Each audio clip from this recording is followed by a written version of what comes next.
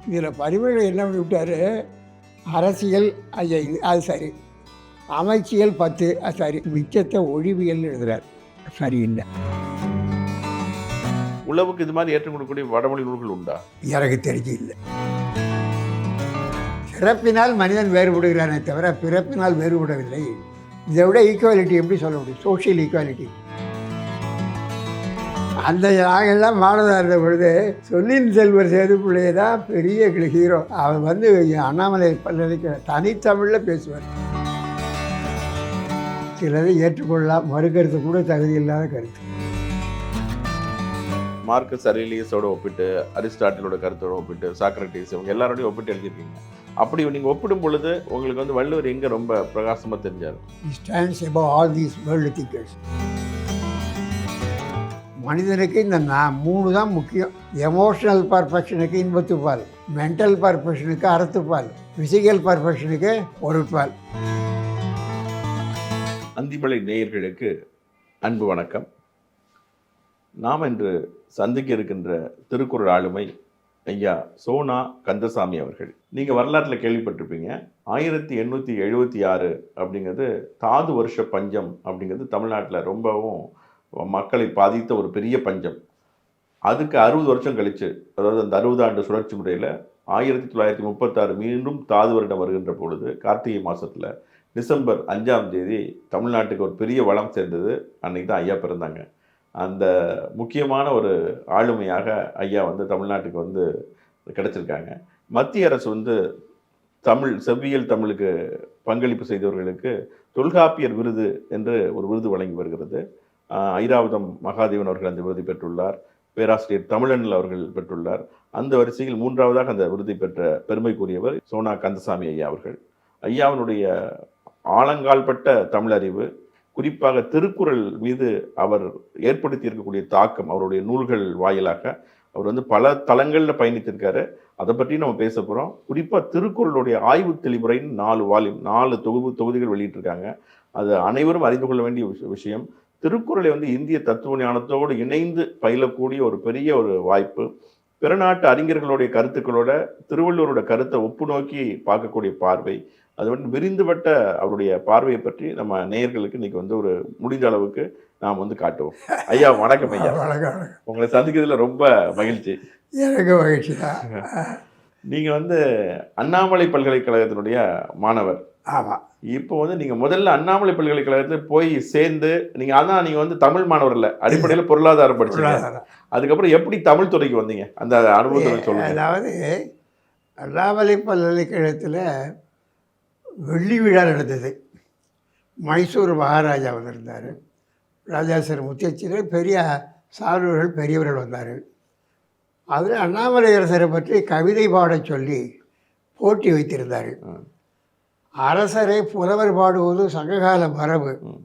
பாடாண்துணையில் அரச வாழ்த்து என்ற துறையில் சங்க நடையிலேயே நான் ஒரு 10 பாடல்களை நீட்டு பாடுறேன். ஆசிரியப்பா எழுதுகிறேன், மற்றவர்களும் எழுதுகிறார்கள். நிறைய புலவர் படிக்கிற மாணவர்கள், எம்ஓஎல் மாணவர்கள் எழுதுகிறார்கள்.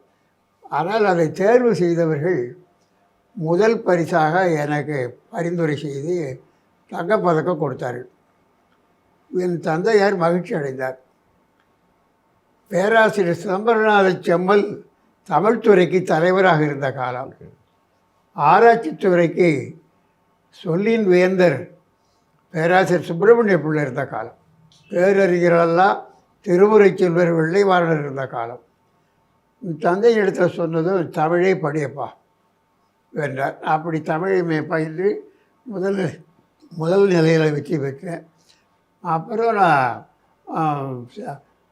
மத்திய அரசினுடைய ஆராய்ச்சி நிதிநல்கை பெற்று பன்மொழி புலவர் பல்கலை செல்வர் தேப்போ மீனாட்சி சுந்தரனாருடைய மேற்பார்வையில் என்னுடைய பட்டப்பேற்றுக்கு முதல்ல எம்லிட் பட்டம் ஆராய்ச்சி, Paripadal as a linguistic study என்று. அப்புறம் டாக்டர் பட்டத்துக்கு அவர் இல்லை.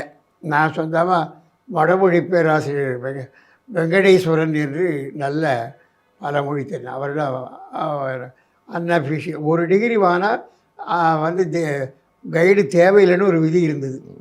அதில் அவர் தான் எனக்கு அன்அஃபிஷியல் கைடு.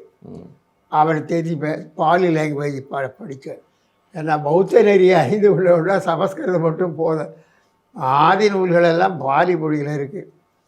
அப்படி படித்து நான் அந்த நூலை உருவாக்கினேன். புத்திசம் ஆஸ் எக்ஸ்பவுண்டட் இன் மணிமேகலை 500 பக்கம் ஆய்வேடு. அந்த ஆய்வேட்டை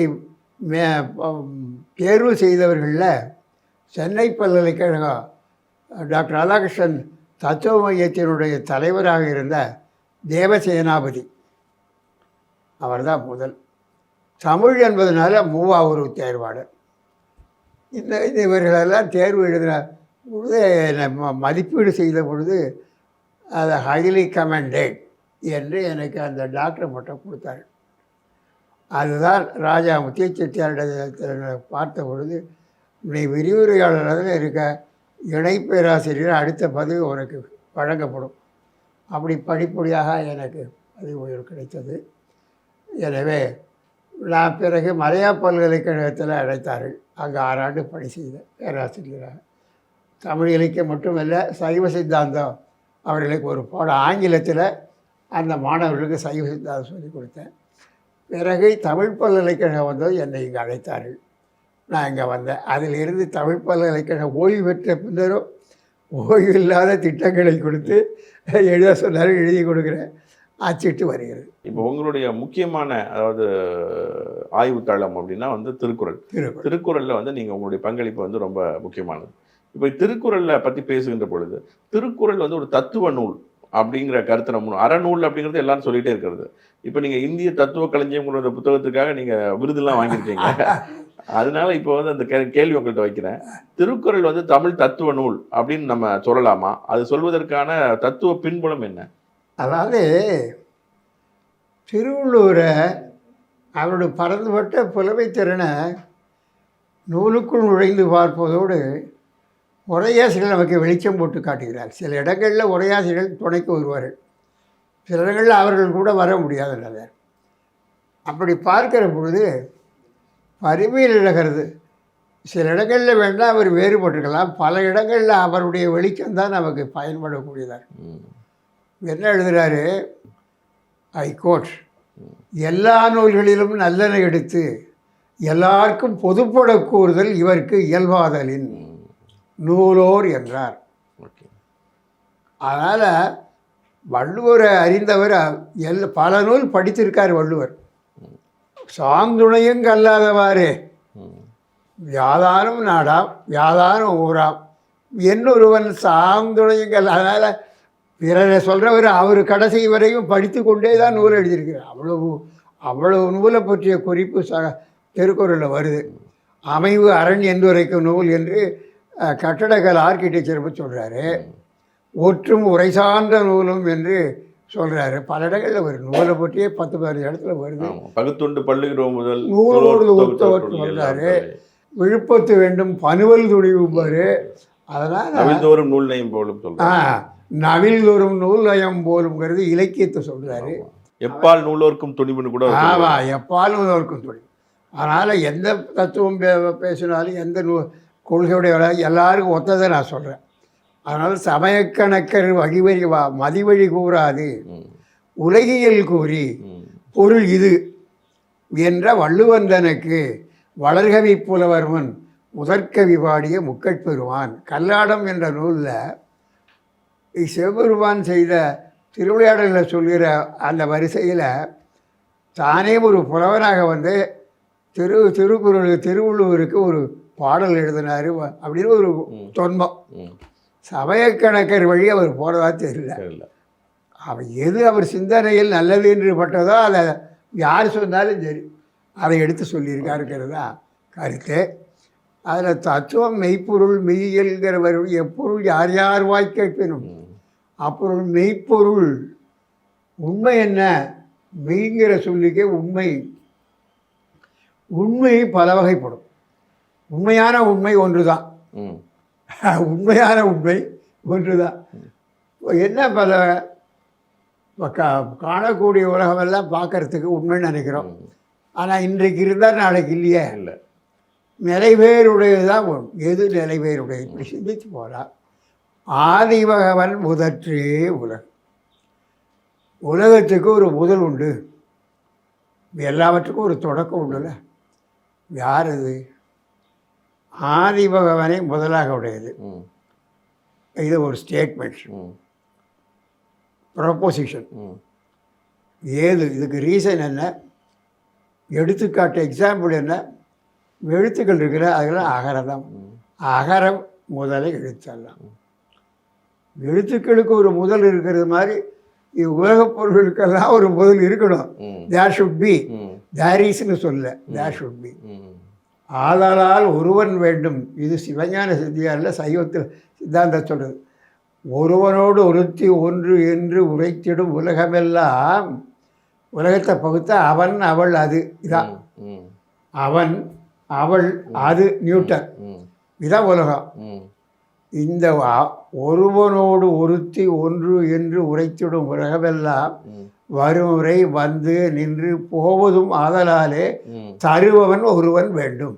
அப்ப ஐயா நீங்க சொல்றது நான் எடுத்துக்கிறேன். there isn't சொல்லாம there should be அப்படின்னு சொல்றது. there isனா வந்து ரிலீஜன் ஆயிருது. ஆமா, there should be அதான் philosophy. அது ரீசனிங் தான். philosophyங்கிறது it is based on reason, பகுத்தறிவு அடிப்படை விட. அதை சில்லோஜிசம்னு சொல்லுவான். அதை பொறுப்போட்ட சில்லோஜி, அளவைக்கோவை, லாஜிக்கல் சயின்ஸ். Logical science. இப்போ நம்ம திருக்குறள்ல கடவுள் வாழ்த்துல எடுத்துக்கிட்டீங்கனாலே அது வந்து மலர் வீசி ஏகினான் அப்படிங்கிறது, இதை கொண்டு வேறு தெய்வத்துக்கு ஏற்றுவாரும் உலர் அப்படின்னு பரிமள என் குணத்தானுக்கு ஒரு விளக்கம் சொல்றோம். ஆதி பண்ண பகவன் அப்படிங்கிறது ரிஷப தேவரை குறிக்குது, தீர்த்தங்கரரை அப்படின்னு சொல்லி சொல்றாங்க. இப்ப இந்த மாதிரி பல்வேறு விதமான ஸ்கூல் ஆஃப் தாட் இருக்கும் பொழுது ஐயா வந்து தத்துவ கலைஞத்துல அதை பத்தி எல்லாம் சொல்லியிருப்பீங்க. அதை பத்தி நீங்க உங்களுடைய பொதுவான பார்வை என்னங்க ஐயா? அதாவது அந்த சொல்லு பகவன்கிற சொல்லு சாந்தோக்கிய வருஷத்துலேயே வருது, மணிமேலில் வருது. பகவனது ஆணையில் பன்மரம் பூக்கும் புத்த பகவானை குறிக்கிறார். சூடாமணி நிகண்டில் அந்த பகவன்கிற சொல்லு எல்லா தெய்வங்களையும் குறிக்கக்கூடிய ஒரு சொல்லாக ஆதி பகவனை அதை எடுத்து சொல்கிறார். திருவாலையும் குறிக்கும், புத்தனையும் குறிக்கும், எல்லா தெய்வங்களுக்கும் பொது சொல். திருவள்ளுவரை எடுத்து தேர்ந்து கொள்வதெல்லாம் பொதுவான எல்லாரும் அது மாதிரி. அதனால் எல்லாம் பகவான் அருள்னு சொல்கிறோம். அதான் பகவத்கீதைங்கிறோம், அங்கே வைணவத்தை குறிக்குது. அது மாதிரி சிவபெருமானிய அகர முதலின் எழுத்தாகி நின்றாய் அடியேன் உய்யப்போவதோர் சுழல் சொல்லே. இது வந்து சுந்தர தேவாரம். அகர முதலின் எழுத்தையே திருக்குறளை கோட் பண்ணுறாரு. அகர முதலானை அணி ஆப்பனூரானை ஞானசமுத தேவாரம். ஆப்பனூர் என்ற பதிகத்தில் பாடுற அகர முதலானை, இதை அப்படியே எடுத்து அகர முதலின் எழுத்தாகி நின்றாய் அடியேன் உய்யப்போவதோர் சூழல் சொல்லு. சுந்தரர் கேட்கிறார், தம்பிரான் தோழர். அதனால் பொதுவான சொற்களை எடுத்துத்தான் கடவுளை சொல்கிறாரு. அது ஒரு பெரிய பொது நோக்கு. நிற்கிது. அதனால் தந்தைவன் என் தெய்வம் என்று எதிர் வழக்கிட நின்றது எது? தாய்மானவர் கேட்குறாரு. எல்லாரும் ஒரு பொருளை என் கடவுள் அது யார், எது அது? அது ஒன்று இருக்கு. அது மாதிரி திருவள்ளுவரை எங்காடு சொல்கிறதெல்லாம் அவருடைய பொது நோக்கு தான் காரணம். அதான் காரணம். சொல்லுங்க. இப்போ வந்து நீங்க ஐயாவுடைய தத்துவ களஞ்சியம், இந்திய தத்துவ களஞ்சியம் 3 தொகுதி எழுதியிருக்கீங்க. முதல் தொகுதியில வந்து வேதத்துக்கு மறுப்பான அந்த லோகாயுதம் அந்த மாதிரி பிரகஸ்பதியோடைய அந்த இதெல்லாம் வருது. இப்ப 2வது இதுல வேதம் சார்ந்த மெய்ப்பொருள் வருது. 3வதுல தமிழ்நாடு சார்ந்த தத்துவ பொருள்ல நீங்க எழுதியிருக்கீங்க. 3 வால்யூம் ஆகும். இப்போ சில பேர் கேட்குறாங்க, தமிழ்ல வந்து மெய்யியல் கிடையாது, தமிழ்ல தத்துவ பொருள் கிடையாது அப்படின்றாங்க. அவங்களுக்கு ஐயாவுடைய பதில் என்ன? அதாவது தத்துவங்கிறது அனுபவங்கள் அடிப்படையாக வைத்துத்தான் தத்துவம் வந்திருக்கு. இந்த திருமுறைகளினுடைய சாரம்தான் சைவ சித்தாந்தம். சைவ சித்தாந்தம் ஞானாமிர்தம்ங்கிற முதல் நூல் வாகீச பண்டிதர் எழுதுறது 12ஆம் நூற்றாண்டு. அதுக்கு பிறகு 14 மெய்கண்ட சாத்திரங்கள். அதில் சிவஞான போதம்தான் முதல்ல சொல்லப்படுவது. அதற்கு பாட்டினால் உரை கண்டவர் மெய்கண்டாருடைய மாணவர் அருளந்தி சிவம். அது சிவஞான சித்தியார்னு பேர். சிவஞான சித்தியார் 2 பாகத்தை உடையது. முதல் பாகம் பரபக்கம், 2ஆம் பாகம் சுபக்கம். பரபக்கத்தில் மற்ற மதங்களையெல்லாம் கண்டிக்கிறார். அவங்க கருத்தை சொல்லி என்ன காரணத்தினால ஒவ்வாது. சுபக்கத்தில் சுயபக்கம் அது அதில் அளவையை முதல்ல சொல்கிறார், தர்க்கத்தை சொல்லி அதுக்கப்புறம் பதிவு சுபாச உண்மையை சொல்கிறார். இதுதான் சித்தாந்தம் வளர்ந்த வரலாறு. வைணவதத்துவம் ஆழ்வாருடைய பாசுரங்களை மையமாக வைத்தது. அதுவும் நேட்டிவ், நம்ம மண்ணுக்கு உரியது. ஐயா இதில் ஒரு சின்ன தடைவினா ஐயா மன்னிக்கணும். இதில் வந்து ரௌரவ ஆகமத்தினுடைய மொழிபெயர்ப்பு தான் சிவஞான சித்தியார்னு சில பேர் சொல்கிறாங்களே, அந்த மாதிரி இருக்கிறதுக்கு வாய்ப்பு உண்டா? அல்லது இதில் வந்து நிறைய இப்போ சைவ சித்தாந்த நூற்பதிப்பு கழகம்லாம் பார்க்கும்போது திருவள்ளுவர் நாயனார் அப்படின்னு சொல்லிட்டு நாயனாரோட சேர்ந்து திருவள்ளுவரை கொண்டு வந்து கனெக்ட் பண்ணுறாங்க. உள்ளதா? அதாவது அதான் தந்தையோ என் தெய்வம்னு கொண்டாடுறது மாதிரி திருவள்ளுவர் எங்காடு சமணர்கள் சொன்ன பொழுது எங்காடு தானே நம்மால் சொல்லலாம். ஆனால் அவங்க எந்த சமயச்சார்பும் இல்லை. ஆனால் திருவள்ளுவர் எண்குணத்தான் என்பது கடவுள் வாழ்த்தில் எண்குணத்தை பரிமளம் எழுதுகிறார். வரம்பிலாற்றல் வரம்பல் என்பதெல்லாம் எழுதிவிட்டு இவ்வாறு சைவாகமத்தில் கூறப்பட்டது. கடவுள் வாழ்த்தில் எண்குணத்தான் என்பது சிவபெருமானை குறித்து இருக்கிற கருத்து தான் பரிமளர் எழுதுகிறாரு. ஆனால் சிவபெருமானையும் குறிக்கிறது எண்குணத்தான் இல்லைன்னு சொல்கிறேன். எட்டுவான் குணத்தீசன் அப்பர் சுவாமிகள் போடுறார். எட்டுவான் குணத்தீசன், 8 குணங்களையுடையவங்கிறார். பொதுவான சொல்ல இருக்குது. அந்த எபிடெக்ஸ்ட்னு சொல்கிறாங்கல்ல, அதெல்லாம் கம்ப்ளீட்டாக பார்த்தீங்கன்னா தான் இன்னாலும் காட்டிக்காமலேயே எல்லாரும் ஏற்றுக்கொள்ளக்கூடிய வகையில் கருத்துக்களை புலப்படுத்துகிறார். ஐயா இப்போ நீங்கள் பௌத்தம் மணிமேகலையில் தாக்கத்தை பற்றி அலைஞ்சிருக்கீங்க. திருக்குறளில் பௌத்தத்தில் இந்த மலித்தலும் நீட்டலும் வேண்டா உலகம் பழித்தது ஒழித்து விடின் அந்த குறளுக்கு வரும் பொழுது புத்த பிட்சுக்கள் வந்து முடியை களைஞ்சிருவாங்க. சமணர்கள் வந்து உலோச்சு சடங்கில் உடம்பு முழுக்க முடியை களைஞ்சிருவாங்க. ஸோ இந்த கருத்தையும் இப்போ வைதீகத்தில் உள்ளவங்க முடி நிறைய வளர்ப்பாங்க. இது எல்லாத்தையும் கம்பைன் பண்ணி தான் அவர் வந்து மலித்தலும் வேண்டாம் நீட்டலும் வேண்டாம் அப்படிங்கும்போது பௌத்த சமயத்தினுடைய தாக்கம் அதில் இருக்குது திருக்குறள் அப்படிங்கிற கருத்து. ஐயா அதில் நீங்கள் நிறைய கரை கண்டவங்க, நீங்கள் என்ன நினைக்கிறீங்க? அதோட இல்லை, நற்றெழுங்கிற ஒரு சங்க இலக்கியத்தில் நீடிய சடையோடு ஆடாமேனி குண்டுரை தவசிகர். நீடிய சடை ஆடாமேனின்னா ஆடாமல் அசையாமல் உட்காந்துருக்கான்ல, நீராடாத மேனி, நீராடாமை. நீடிய சடையோடு ஆடாமேனி குன்று உரை குன்றங்களில் இருக்கக்கூடிய தவம் செய்கிறவர்கள் பொதுவாக சொல்கிறார். சமணர்கள் வந்து சடைமுடியெல்லாம் இருக்காது சமணர்கள், இது வைதிக துறவிகள். சமணர்கள் வந்து தலையை அதுக்கு வந்து லோச்சனம் என்று பெயர்.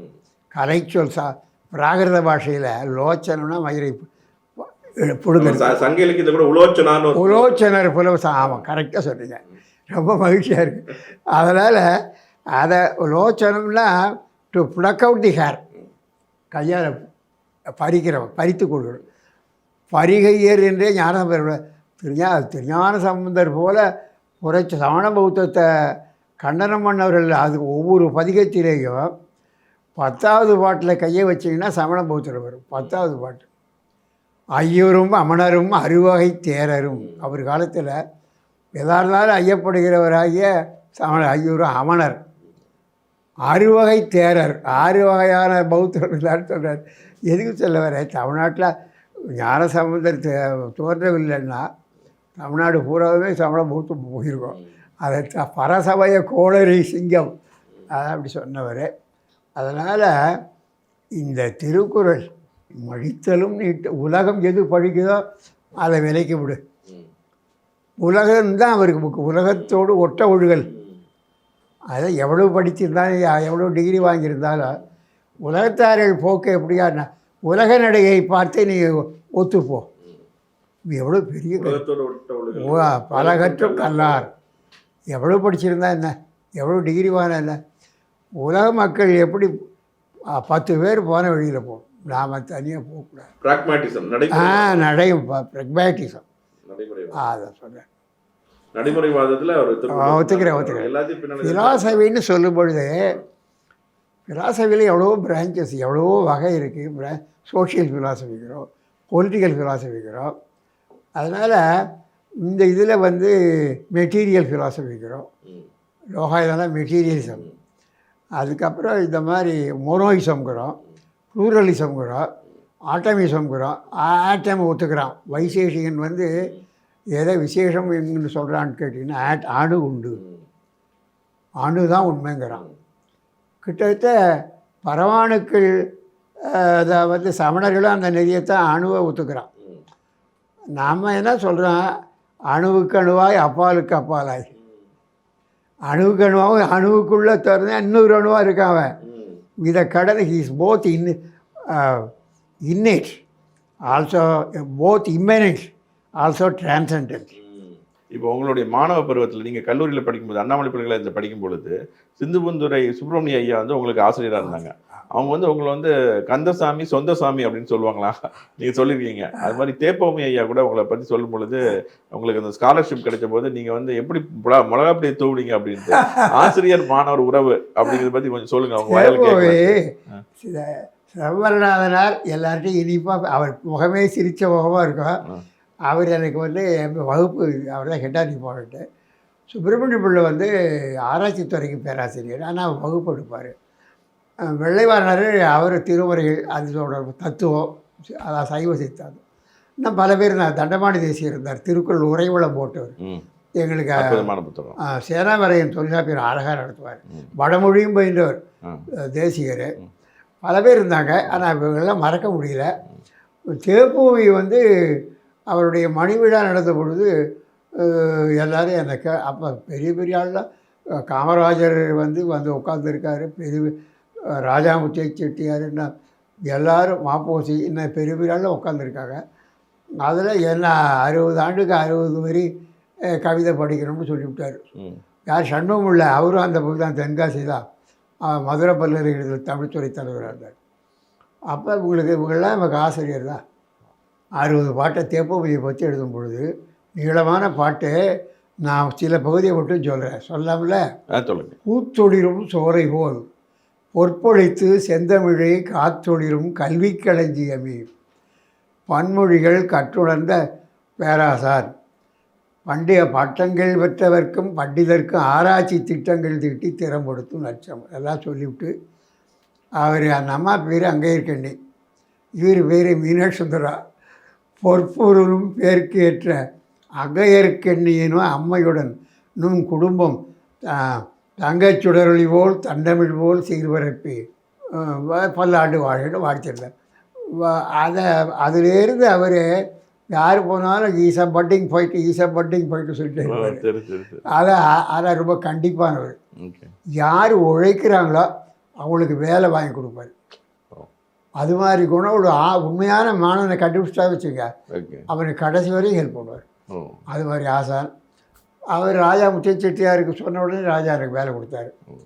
அப்புறம் படிப்படியாக வந்தோன்னு வச்சுங்க, அந்த துறையில் நாம் பல மாணவர்களையும் உருவாக்கி கொடுத்தோம். ஜான்சாமியெல்லாம் அண்ணாமலையில் படித்தவர் தான், நாச்சி முத்து என்னுடைய மாணவர் தான். பெயர் ஆய்வுல ரொம்ப கலங்கவர். இவர் திராவிட ஒப்பாய்வு களங்கள் பற்றி இதை பல இவர் நம்ம லெக்ஸியோகிராஃபியில் அத்தாரிட்டியாக இருக்கார், ஜெயதேவே மாணவர் தான். அவர் தீசிஸுக்கு நான் தான் எக்ஸாம்பிளராக இருந்தேன். பல பேரை சொல்லிட்டா இவங்களெல்லாம் மறக்க முடியாது, இன்னமும் நம்மளோட தொடர்பு வச்சுருக்காங்க. அதனால் ஏதோ நம்மளால் முடிஞ்சதை மாணவர் உலகத்துக்கு என்னமோ செய்துக்கிட்டு இருக்கிறோம். திருக்குறளில் வந்து இன்பத்துப்பால் அப்படி வரும்பொழுது ஐயா வந்து உங்களுடைய உரையில் எழுதியிருக்கீங்க, சங்ககால அறமரபுகளுள் வலுவானவற்றை களைந்து இவர் வந்து வகுத்து எழுதியிருக்காரு அப்படின்னு சொல்லிட்டு. அப்போ சங்ககால அகமரபுகளில் வலுவானவற்றை களைந்தார் அப்படின்னா அது பரத்தையர் ஒழுக்க மாதிரியான விஷயங்களா, அல்லது அதையே வந்து ஊழலில் வந்து வரும்போது சில இடங்களில் வருது. அப்போ வள்ளுவர் வந்து எந்த மாதிரி அதை எடுத்துக்கிட்டாரு? சங்ககால மக்கள் வாழ்க்கையில் பரத்தமே கண்டிக்கப்படவில்லை. ஒரு குறிப்பு இருக்குது, கண்டித்த குறிப்பு இருக்குது. அதாவது ஒல்லார் முயக்கிடை குழகை என்றாரே என்று நலங்கிள்ளி வஞ்சின பாட்டில் சொல்கிறான். நான் இவனை வெல்லவில்லை என்றால் பரத்தையர் தொடர்பில் என்னுடைய மார்பில் அணிந்த மாலை குழைந்து போகட்டும்னு சொல்கிறான். அது இழிவாக சொல்லிச்சு வஞ்சனம் கூடுறான். அப்புறம் அந்த அகத்திணைன்னு வரும்பொழுதெல்லாம் அகநானூறு புறநானூறு அகநானூறு நற்றிணை குறுந்தொகை பாடல்கள்லாம் 500 ஊழல் வரும்பொழுதெல்லாம் எதனால் விடுறான்னா பரத்தை வீட்டுக்கு போயிட்டு வந்தான், அதனால் தொடாத நில்லு அப்படின்னு தடுக்கிறான். ஊழல் என்பது பெண்களுடைய உரிமை போராட்டம். தன்னை காத்துக்கொள்ள செல்லாமை உண்டல் எனக்குறை மாற்றனின் வல்வரவு வாழ்வார் திருவள்ளுவரே அமைக்கிறாரு. ஆனால் அவர் பொதுவாக சொல்கிறாரு வரத்தை ஏற்றுக்கொள்ளவே இல்லை. ஏற்றுக்கொள்ளாத வரவின் மகளிர் எழுதுகிறார்ல, திருநீங்கப்பட்டார் இருமன பெண்டிரும் கல்லுங்கவரும் திருநீக்கப்பட்டார் தொடர்பு, திருவினால் விளக்கப்பட்டவருடைய தொடர்பு தான் இருமன பெண்டிர். அப்புறம் கல் கவர் சூழ்தாட போவான், காசு இல்லைன்னா சூழ்தாட போவான், இருட்டறையில் ஏரியில் பணம், இதெல்லாம் இவ்வளோ கண்டிக்கிறாரு. அவர் குறிக்கோள் லட்சியம்தான் அவருடைய நூலுக்கு அடிப்படை. மக்களை திருத்தணும். Man is imperfect, he should become perfect. Human perfection is the keynote of Thirukkural. என்ன மனிதனுக்கு தேவை நிரம்பினால் மனிதன் குறைபாடு இல்லாத. மனிதனுக்கு தேவை எதனால் வருது? உடல் பற்றிய தேவை, உள்ளம் பற்றிய தேவை, உணர்வு பற்றிய தேவை. உடல், உள்ளம், உணர்வு. உடல் பற்றிய தேவை என்ன? உணவு, உடை, உறையுள், ரெசிடென்ஸ். பணம் இருந்தால் தான் நடக்கும். இதனுடைய அருவகரி தான் பொருட்பால் அமைச்சிருக்கார். பொருள், பொருள் இருந்தால் அவனுக்கு உணவு, உடை, உறையுள், ஊர்தி எல்லாம் கிடைக்கும். பொருள் சொல்றீங்க. அது அவனுக்கு இந்த ஃபிசிக்கல் பர்ஃபெக்ஷன். இதெல்லாம் ஃபிசிக்கல் பர்ஃபெக்ஷனுக்கு பொருட்பால் 70 அதிகாரம். அடுத்தது உள்ளம் பற்றிய தேவை. எல்லாத்துக்கும் மரத்துக்கு வேர் எப்படியோ மனிதனுக்கு உள்ளம்தான் வேர். வேர் கெட்டு போனால் மரம் பட்டு போகும். மனிதனும் உள்ளம் கெட்டு போனான்னா மனிதன் பட்டு போகும். மனிதனே இல்லை. உள்ளம் ஒழுங்காக இருந்தால் தான் மனிதனாக வாழ முடியும். அதனால் உள்ளம் ஒழுங்காக இருக்குன்னா மனத்துக்கண் மாசிலனாதல் அனைத்து. அதுதான் அறத்துப்பால் அமைத்தது இந்த எமோஷனல் இதாவது ஃபிசிக்கல் மென்டல் பர்ஃபெக்ஷன். முதல்ல ஃபிசிக்கல் பர்ஃபெக்ஷன் பொருட்பால், அதுக்கப்புறம் மென்டல் பர்ஃபெக்ஷனுக்கு அறத்துப்பால், அப்புறம் உணர்வு தேவை.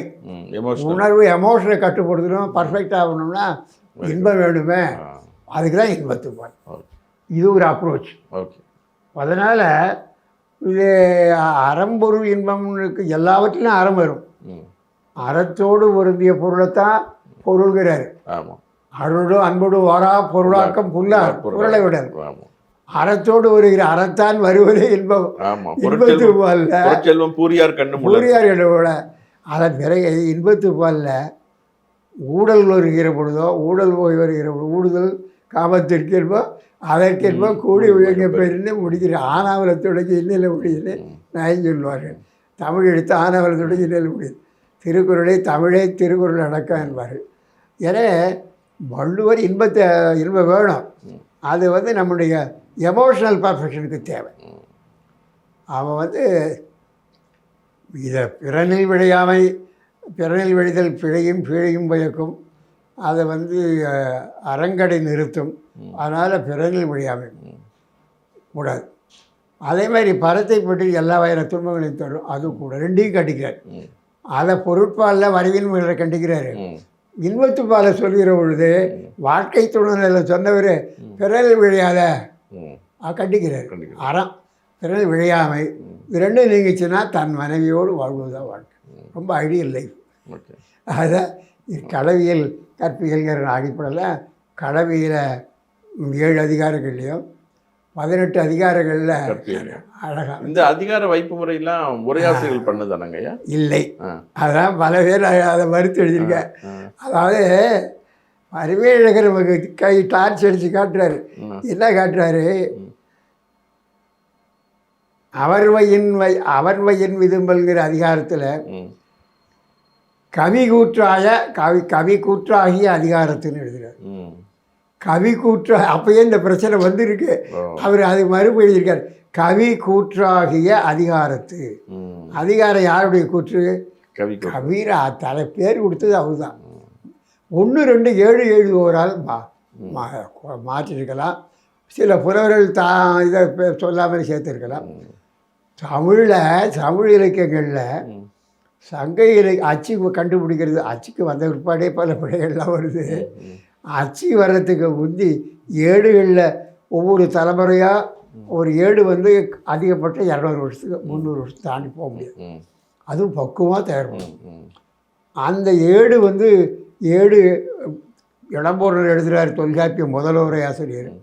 ஏடு விழ எஞ்சியோருக்கும் எஞ்சியது நிலை வேணும் ஒரு 100 ரூபாய் அகச்சணைகளில் 45வது சூத்திரம் என்ன எழுதுகிறாரு, தலைவனுக்கு 100 ரூபாய் இருக்குது, தலைவிக்கு 100 ரூபாய் இல்லையோ எனில் ஏடு எழுதுவார் விடை எழுதினர் போதும். ஏடு எழுதுவோர் பெயர்த்து ஏடு எழுதுவோர் விடை எழுதினர்னா அவன் விட்டுட்டான், அது இல்லை எழுதிட்டான், இது போருங்கிறார். அதுக்கு வேறு அவர் யூகத்தினால சொல்கிறார். அதெல்லாம் குழு நமக்கு.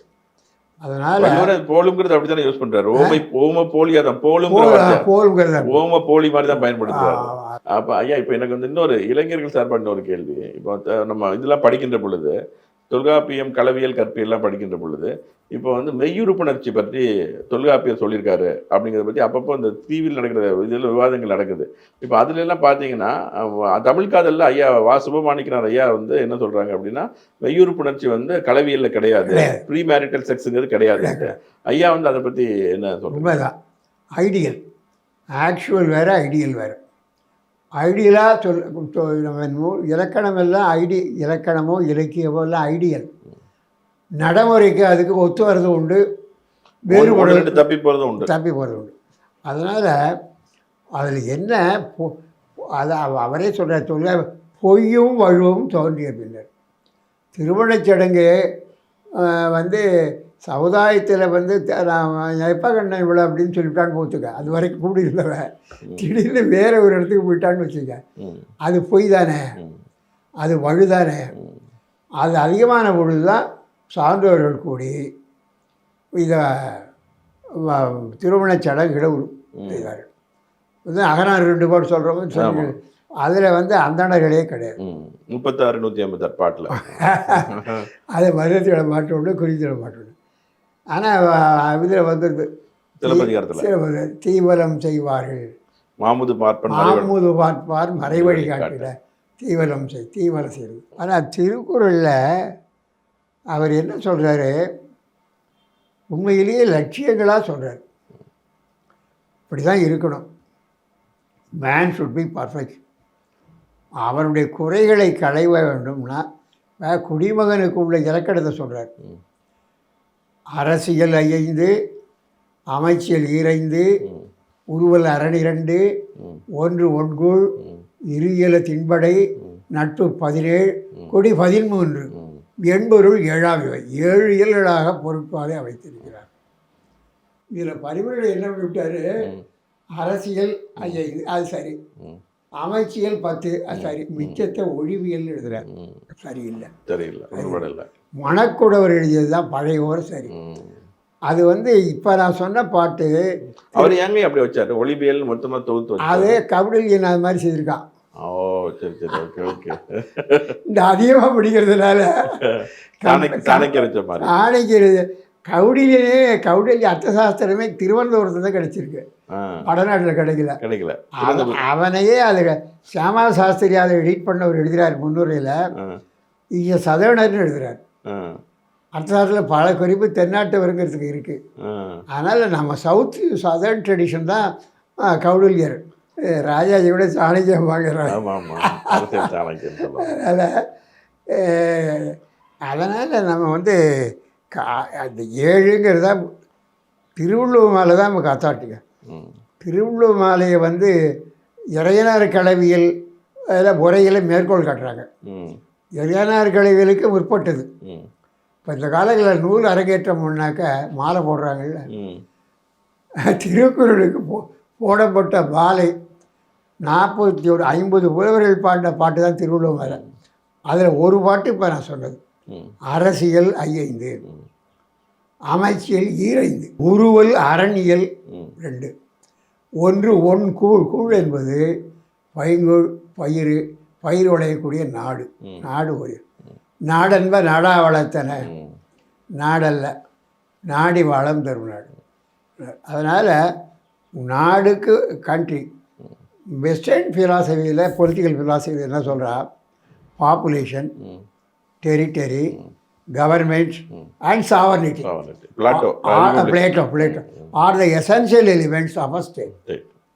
பிளேட்டோ சொல்கிறது 4 முதல் இதில் பாப்புலேஷன். ம். நம்ம திருவள்ளுவர் சொல்கிறது குடியியல்கிறது பாப்புலேஷனை பற்றி. அப்படி. மக்கள் எப்படி இருக்கணும், குடிமக்கள் நல்லா இருந்தானே, அதுலேருந்து தானே படை வீரர்கள் வராங்க, அமைச்சர்கள் வராங்க, அலுவலர்கள் வராங்க. எல்லாருமே குடிமக்கள்லேருந்து உருப்பெற்று வர வளரவுக்கு தானே. அதான் அடிப்படை குடிமக்கள் தான். படை குடி கூழ் அமைச்சு படை குடி கூழ் அமைச்சு நட்பர் என்னாரும் உடையான் அரசருள் ஏறு ஆற்றலுடன் உணர்ந்த ஆண்பார்க்கெல்லாம் வேற்றை கிழவை உரித்தர ஒழிவ தொல்காப்பியம். எல்லாரையும் ஏறுன்னு சொல்ல முடியாது. ஆற்றலுடன் உணர்ந்த ஆண்பால் அதை. எனவே இங்கே வந்து 7 சொல்கிறார். இதில் வந்து என்ன ஒரு பாப்புலேஷன் குடிமக்களுக்கு பிளேட்டோ அந்த அருமையாக சொல்கிறார். எப்படி சொல்கிறாரு, இன்னென்ன பண்புகள் குடிமக்களுக்கு வேணும், கட்டாயம் வேணும், இன்னென்ன பண்புகள் இருக்கக்கூடாது. அதில் முதல்ல உழவு. நம்ம இந்தியா வந்து விவசாய நாடு, தமிழ்நாடு என்ன விவசாய நாடு. உழவுக்கு முதன்மை கொடுக்குறாரு. உழவே தலை சுழன்றும் ஏற்பின்னது உலகம். இப்போ அதுலங்கய்யா ஒரு வடமொழி நூல்களுக்கும் தமிழுக்கும் சில மாறுபாடுகளை பார்க்கும் பொழுது உழவை இது போல நீங்கள் பல மொழி நூல்கள் படிச்சிருக்கீங்க, சமஸ்கிருதம் பாலியெல்லாம். உழவுக்கு இது மாதிரி ஏற்றம் கொடுக்கக்கூடிய வடமொழி நூல்கள் உண்டா? எனக்கு இல்லை, எனக்கு தெரிஞ்சு இல்லை. இல்லை, நம்ம வந்து உழுதுண்டு வாழ்வாரே வாழ்வார் மற்றவரெல்லாம் தொழுதுண்டு பின் செல்வார் அப்படின்னு சொல்லும்போது வர்ணாசிரம துன்பத்தையே திருப்பி போடுற மாதிரி இல்லை. வர்ணாசிரமத்தை ஏற்று பிறப்பு ஒக்கும், வர்ணாசிரமத்தை அடிக்கிறாரு. பிறப்பு ஒக்கும், எல்லா உயிருக்கும் பிறப்பு ஒக்கும், சிறப்பு ஒவ்வா. சிறப்பு ஈக்குவாலிட்டி சொன்ன அப்புறம் ஒன்றுமே இருக்காது. சிறப்பினால் மனிதன் வேறுபடுகிறானே தவிர பிறப்பினால் வேறுபடவில்லை. இதை விட ஈக்குவாலிட்டி எப்படி சொல்ல முடியும்? Social equality. அதனால் வண்டூர் வர்ணாசிரமத்தை ஏற்கவே பார்ப்பான் மரப்பினும் ஓத்துக்கொள்ளலாம், பார்ப்பான் பிறப்பொழுக்கம் குன்றி கேட்கும். பார்ப்பான்ங்கிறனால உயர்ந்து ஆகிட முடியாது. ஒழுக்கம் இல்லைன்னா அவன் கீழே தான். குன்றுங்கிறார், பார்ப்பான் குன்றை கெடுங்கிறார். அதனால் அவர் கேரக்டர் ஒழுக்கத்துக்கு தான் வர கொடுக்குறாரு. பிறப்பு அடிப்படையில் சிறப்பு கிடையாது. இந்த அறுதொழிலாளர், அந்தனர், பார்ப்பனர் 3 வார்த்தையும் பயன்படுத்தப்பட்டிருக்குங்க. அதில் அந்தனர் அப்படிங்கிறது குணப்பெயராக தான் ஆள்றாரு. அந்தனர் என்பவர் அறவோர், எவ்வுயிருக்கும் செந்தன்மை போட்டுவிடுகிறார். அந்தனர் பொது பெயர்னு தான் அவர் சொல்கிறார். அறவோர் அந்தனர் கழித்தலும் அறவோர், அந்தனர் போகும்போது அறவோர் கழித்தலும் கண்ணகி சொல்கிறாள்ல, அதே அப்படியே தான் திருக்குறள் தான். அதாவது பல இடங்களில் திருக்குறளை படிக்காமல் பின்னால் காவியம் ஒரு புலவனும் பாடல. திருக்குறள் புலவன் வாச மஸ்ட். பெருங்கதையில் திருக்குறள், திருமுறையில் கொய்யோலா மலர்ச்சோலை குயில் கூவ மயிலாலும் ஆரூரனை கையினால் தொழாது விழுந்து கனியிருப்ப காய் கவர்ந்த கல்வரி. நாவுக்கரசு பாடுறார். எல்லா சமய புலவராக இருந்தாலும் மற்றவர்களாக காப்பியமாக இருந்தாலும் திருக்குறளை படிக்காமல் சொல்லின் சிலர் ராப்பி சேது பிள்ளை வழி வழி வள்ளுவர்னு ஒரு புத்தகம் எழுதியிருப்பாரு. அருமையான அந்த நாங்கள்லாம் மாணவராக இருந்த பொழுது சொல்லின் செல்வர் சேது பிள்ளையை தான் பெரிய ஹீரோ. அவர் வந்து அண்ணாமலை பல்கலைக்கு தனித்தமிழில் பேசுவார். அதாவது அழகாக பேசுவார், நல்ல தமிழ் கவிதையினிடையில் பேசுவார். அதனால் வழி வழி கொண்டு எழுதியிருக்காரு. மணிமேலில் தெய்வந்தொழால் கொடுநற் சொழுதெழுவாள் பெய்யன பெய்யும் பெருமழை என்ற அப்பொயில் புலவன் பொருளுரை தேராய். அப்பொயில் ஆகரச் சுட்டு சேமியை குறிக்குது.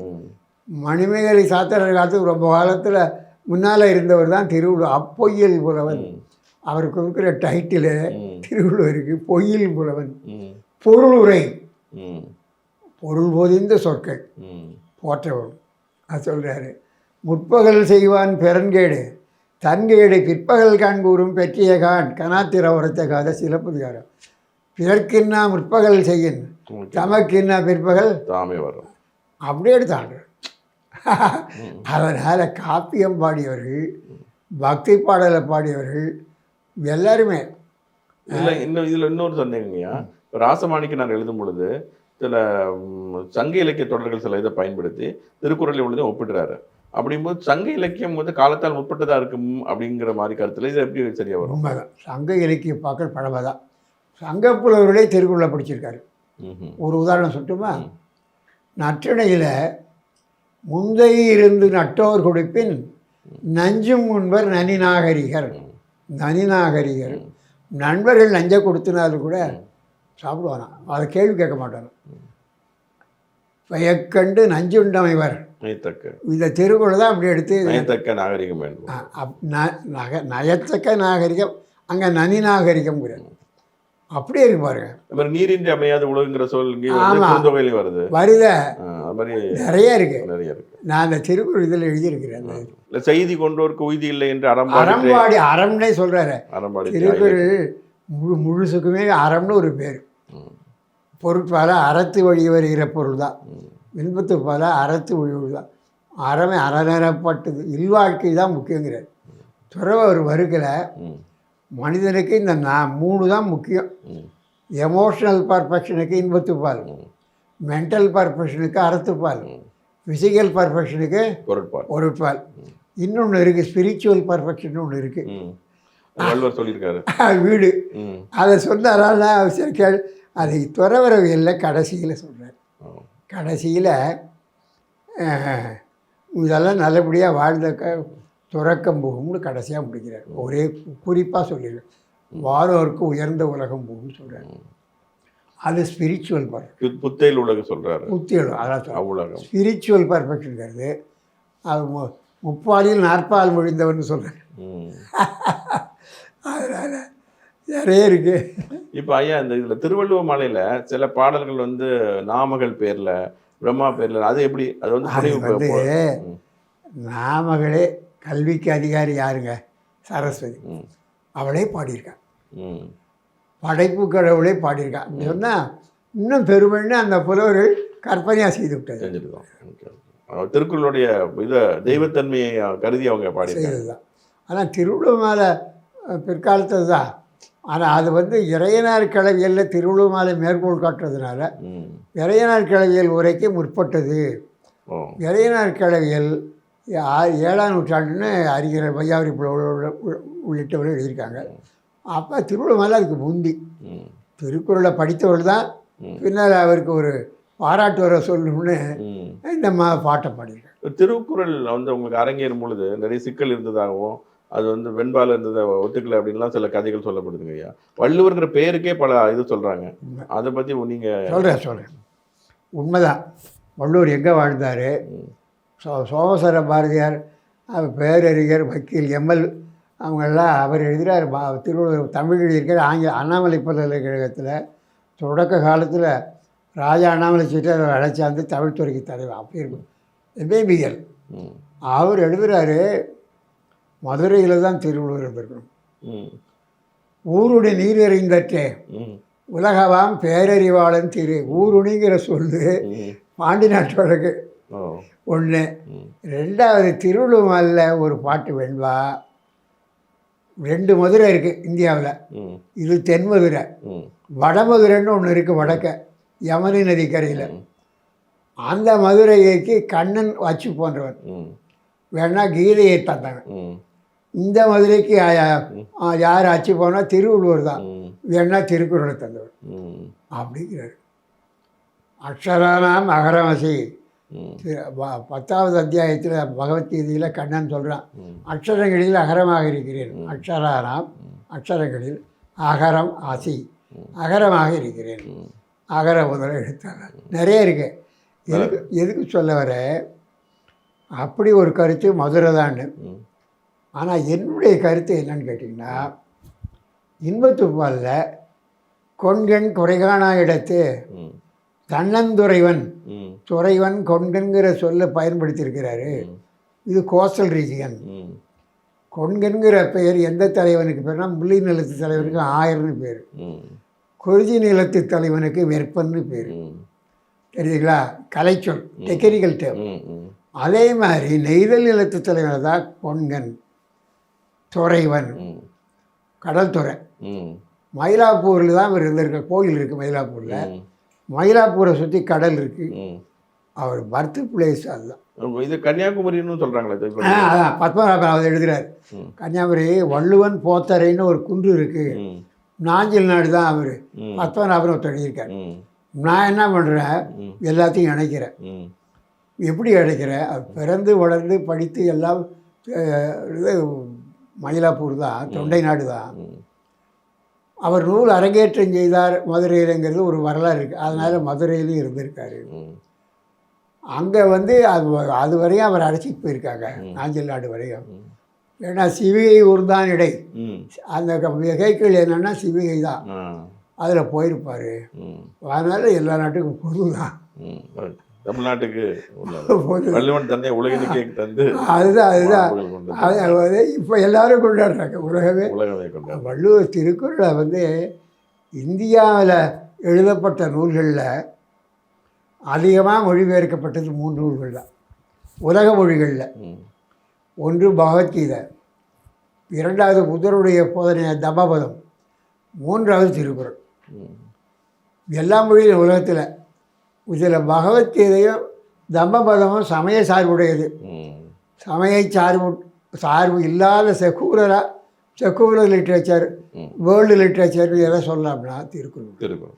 ஒரு மொழியிலேயே பல பேர் இங்கிலீஷ்லேயே எத்தனை translation, Beschi Caldwell translation, Beschi translation, எவ்வளோ பேர் இதெல்லாம் இருக்குது, நிறையா இருக்குது. லெசாரஸ் டிரான்ஸ்லேஷன் நிறைய இருக்குது. இப்போவும் தாமஸ் கிட்டோச்சி பண்ணியிருக்காரு, PS சுந்தரம், பென்குயின்ல போட்டிருக்காங்க, பென்குயின் போட்டு நிறைய வந்திருக்கு. ஹண்ட்ரட்ஸ் இங்கிலீஷ்ல ஹண்ட்ரட்ஸ் இருக்கு. சுத்தானந்த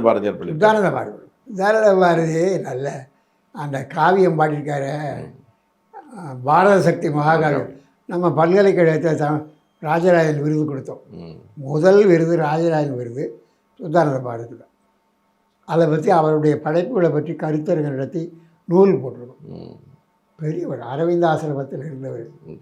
இப்போ நீங்கள் இந்த இந்திய தத்துவ ஞான அடிப்படையில் திருக்குறளை பார்க்கின்ற பொழுது இந்திய தத்துவ ஞானத்தோடு திருவள்ளுவர் ஒன்றுபடக்கூடிய இடங்கள், மாறுபடக்கூடிய இடங்கள், நான் 13 சில இடங்களை சொல்லி காட்டுறாரு. இது வந்து வடநூல் மல்லவுக்கு மரபு இல்லாதால் அப்படின்லாம் சொல்லி காட்டுறாரு. அதனால அது மாதிரி மாறுபடக்கூடிய இடங்கள் என்னென்னு நினைக்கிறீங்க? தத்துவங்கிறது அவர் படிச்சிருக்காரு, வைசேஷியம் படிச்சிருக்காரு, லோகாயுதம் தெரியும், சாங்கியம் சுவையொடி ஓரோசை நாற்றம் என்ற இதன் வகை தெரிவான் கட்டேங்கிற திருக்குறள் சாங்கிய கருத்து தான். இவ்வாறு சாங்கிய நூலில் சொல்லப்பட்டது வருது. யோகம், சாங்கிய யோகம் 2 பின். யோகத்தை பற்றி இயமம் நியமம் அதை வந்து யோகம் சொல்கிறாரு, பின்பற்ற வேண்டிய விளக்க வேண்டிய சொல்கிறாரு. வேள்வியை சொல்கிற இடத்துல மீமாம்சம் சொல்கிறாரு. 6 வகை தத்துவம், அதாவது சாங்கிய யோகம், வைசேடிகம், நியாயம் வைசேடிகம் சொல்கிறாரு. மீமாம்சம் 2 மீமாம்சம், உத்தர மீமாம்சம், பூர்வ மீமாம்சம் 2 சொல்கிறாரு. அதனால் எல்லாம் படிச்சிருக்காரு. படித்து அவர் எதையும் தன்னை உரிமையை எடுத்துக்கல. It goes beyond. We collects and selects the best found in his reading. அதை அப்படியே எங்கெங்கே வரணுமோ திட்டம் போட்டு செய்யலை, அங்கே ஏற்புழி நினைச்சிருக்காரு. இதுதான் என்னுடைய கருத்து. இப்போ வந்து நம்ம திருக்குறளில் நம்ம மொத்தமாக முழுமையாக பார்க்கும்பொழுது சில பேர் வந்து திருக்குறளில் வந்து ஒருத்தர் தான் கண்டிப்பாக எழுதியிருக்கணும் அப்படின்னு சொல்கிறாங்க. ஏன்னா அந்த இப்போ வந்து கொண்டன்னு இன்னா செய்யணும்னு சொல்கிறாரு, இன்னா செய்தாருக்கு மினியவை செய்யாக்கால் என்ன பயிர்த்தோ சால்வுன்னு சொல்கிறாரு. அந்த மாதிரி நிறைய நன்னயம் செய்துவிடுன்னு சொல்கிறாரு. சில கருத்துக்கள் கோர்வையாக அங்கங்கே வேறு வேறு அதிகாரங்கள் இருந்தாலும் ஒரே கோர்வையாக போகுது. ஒரே சிந்தனையில் எழுதினாதான் அப்படி வரும் அப்படிங்கிற கண்டிப்பாக ஒருத்தர் தான் எழுதிருக்கணும்னு சொல்கிறாங்க. சில பேர் இல்லை ஒன்றுக்கு மேற்பட்டு எழுதியிருக்கலான்னு சொல்கிறாங்க. மூத்த தமிழறிஞர் முறையில் உங்களுடைய கருத்து என்ன? சிலரை ஏற்றுக்கொள்ளலாம், மறுக்கருத்து கூட தகுதி இல்லாத கருத்து. பல பேர் எழுதியிருப்பாங்கிறது மறுக்கறதுக்கு ஒரு தகுதி வேணும்ல. ஒரு மறுக்கிறோம்னு சொல்ல அதுக்கு ஒரு தகுதி வேணும். இன்வேலிட் ஸ்டேட்மெண்ட்ஸு ஃபேஸ் லெவல்லே தெரியுது. கேஸ் அட்மிட் பண்ணுறதுக்கு இல்லை, அட்மிஷன் கொடுக்கறது இல்லை. இதையும் பைத்தியகாரம் பேசுறது. நம்ம பகுத்தறிவுவாதி ஏதாவது சொல்லிவிட்டு இப்போ இருக்கிற ஆள் பிதற்றுறது பிதற்று மொழி. அதை தவிர அதுக்கெல்லாம் பதில் சொல்ல முடியாது. இப்போ திருக்குறளில் நம்ம முழுமையாக பார்க்கும்போது அவர் வந்து கூடா ஒழுக்கம் பற்றி எழுதுறாரு.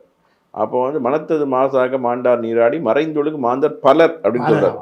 பலர் சிலருங்கிற வார்த்தையை வள்ளுவர் நுணுக்கமாக பயன்படுத்தியிருக்காரு, ஐயாவுக்கு தெரியும். அப்போ வந்து நீங்கள் வந்து நோற்பார் சிலர் நோலார் பலர் நோலாதவர்னு சொல்கிறாரு. மலரினும் மெல்லியது காமம் சிலர் அதன் சரிப்படுவார். அப்போ இதில் வந்து கூடா ஒழுக்கத்தில் மனத்தது மாசாக மாண்டார் நீராடி மறைந்தொழுகு மாந்தர் பலர் அப்படின்னா பலர் போலிச்சாமியார்னு சொல்ல வர்றதா? கேட்டிங்கன்னா இந்த சாமியார்கள் வேஷம் போட்டுக்கிட்டு பல பேர் தப்பு செய்வான், அதில் மறைஞ்சிப்பான். அவன் தப்பு பண்ணிவிட்டு அதை நம்ம ஊதி ஊசிட்டு தாடி வளர்த்துக்கிட்டு கமண்டல் வச்சுக்கிட்டு ஐயா இவனா வேலை செய்திருக்க மாட்டேன், அவன் தப்பு பண்ணியிருப்பான். இது மாதிரியான பேர்வழிகளை வாழ்க்கையில் எம்பிரிக்கல் லைஃப் அன்றாட வாழ்க்கையில் சந்திச்சிருக்காரு, அதை எழுதியிருக்காரு. மறைந்தொழுகும் மாந்தர் தான், அதனால் அவங்க வெளிப்படையாக வர முடியாது அப்படின்னு கண்டிக்கிறார். உடா ஒழுக்கம்னு எழுதுறது அவர்களை நீத்தார் பெருமையை சொன்னார். அங்கே ஒரிஜினல் ரெக்லூஸ் ஆங்கோரைஸ், ஒரிஜினல் உண்மையானவர்கள் நீத்தார், ஆசையை நீத்தார். அந்த காமம் குரோதாதி ஆசைகளை நீத்தவர்கள் நீத்தார். இந்த பாயிரையல் இருக்குங்கள, எதுனாலும் முதல் நாளும் பாயிரையல் இருக்கு. அதில் கடவுள் வாழ்த்து, வான் சிறப்பு, அரண் வலியுறுத்தல் நீத்தார்கள். நாளும் பாயிரம்னா பாயிரத்துக்கு என்ன இலக்கணம்? தெய்வ வணக்கமும் செய்யப்படு பொருளும் வெய்த உரைப்பது பாயிரமாகும். இது உரையாசல் தொல்காப்பியத்துக்கு காட்டக்கூடிய மேற்கோள். 2 கூறுகள், ஒன்று தெய்வ வணக்கம், இன்னொன்று என்ன சொல்ல போகிறோம், இந்த நூலில் என்ன எடுத்து பேச போகிறோங்கிறது செய்யப்படு பொருள், அதுதான் ஆப்ஜெக்ட், சப்ஜெக்ட் மேட்டர். இந்த பாயிரையில் எது தெய்வ வணக்கம், எது செய்யப்படு பொருள், அது ஆராய்ந்தால் நமக்கு போகுது. தெய்வ வணக்கம் கடவுள் வாழ்த்து. அதுக்கப்புறம் வான் சிறப்பு, அதுவும் கடவுள் வாழ்த்தோடு ஒக்கும். மாமழை போற்றுதும் மாமழை போற்றும். தெய்வத்தினுடைய அருள் தான் மழையாக வருகிறது மக்கள் நம்பிக்கை. இந்த 2 கடவுள் வாழ்த்தாச்சுன்னா நீத்தார் என்பவர்கள் அறவோர், இறைவன் அருள் பெற்று சமுதாயத்திற்காக தாங்கள் தொண்டு பண்ணக்கூடிய அவர்களும் வணங்கத்தக்கவர்கள். ஆக இந்த 3 அதிகாரமும் கடவுள் வாழ்த்தின் பார்ப்படும். அரண் வழி அறிவுறுத்தல் தான் செய்யப்படும். அரண் தான் எல்லா இடத்துலையும் ஊடுருவி இருக்கு. அது இல்லறவியலாக இருந்தாலும் துறவரவியலாக இருந்தாலும், துறவரவியல்லையும் ஐடியல் துறவியை தான் சொல்கிறார், மறைந்தொழுகு மாந்திர சொல்லலை. ஏன்னா பொருட்பாலாக இருந்தாலும், அமைச்சனாக இருந்தாலும், அரசனாக இருந்தாலும், அலுவல் பார்க்கிற அட்மினிஸ்ட்ரேட்டிவ் ஆஃபீஸர்ஸாக இருந்தாலும், படை மறவனாக இருந்தாலும் எல்லாரையும் இப்போ படைபெற கொல்லக்கூடாது. அறத்தாரின் ஓலும் பொறுக்கை பெண்டிரும் பிணியுடையரும் எல்லாரும் ஒதுக்கி கொள்ளுங்கள். நான் எம் அம்பு கடிவிடுதும் நும் மரண் சேர்வின் என அறத்தாறு நுவலும் பொற்கை கொள்கை. நெட்டிமையார் பாடல். நெட்டிமையார். ஆக உங்களோட பேரறே ஆனதமாக இருக்கு. இப்படி இருக்கிற மறுநாள் சந்திச்சதே இல்லை. தமிழ் போகிறவர்கள் பேசுவாங்க, கொஞ்ச நேரத்துலேயே முடிஞ்சு விடுவாங்க. இல்லை உங்கள் புக்கெல்லாம் படிச்சுருந்தாங்க. இல்லை, தொட்டாரை தூரம் வளர்க்க நிறைய அக்கேமிலேட் பண்ணிருக்கீங்க. நல்ல தமிழ் அறிஞர்கள் அவரை எழுதி வச்சுருக்கீங்களா, அதை படிக்கணும் இல்லையா? இல்லை, உண்மைதான். அதனால் செய்யப்படும் பொருள் அறம் தான். இதுதான் திருக்குறளினுடைய. அவர் தெய்வ நம்பிக்கை, சந்தேகமே இல்லை. தேர் ஷுட் பி காட், அதான் தேர் இஸ் காட்னு சொல்ல, தேர் ஷுட் பி காட். சைவ சித்தாந்தமும் அதான் சொல்லு. ஆதலால் தருபவன் ஒருவன் வேண்டும். நீனா ஒன்று உண்டா உற்பத்தி பண்ணவோ இன்ப துன்பங்கள் அனுபவிக்கவோ அறிந்து பால்வரை தெய்வம் வினையே பூதம். தொல்காப்பியம் சொல்லதிகாரம் கிளவியாக்கம். பால் என்பது ஒன்றன், அந்த ஆண்பால் பெண்பால் இல்லை. பால் என்ற சொல்லுக்கு ஊழ் என்று ஒரு பொருள். அதை வரையறை செய்து கொடுக்கறதுக்கு ஒரு கடவுள் உண்டு, அதுதான் பால்வரை தெய்வம்.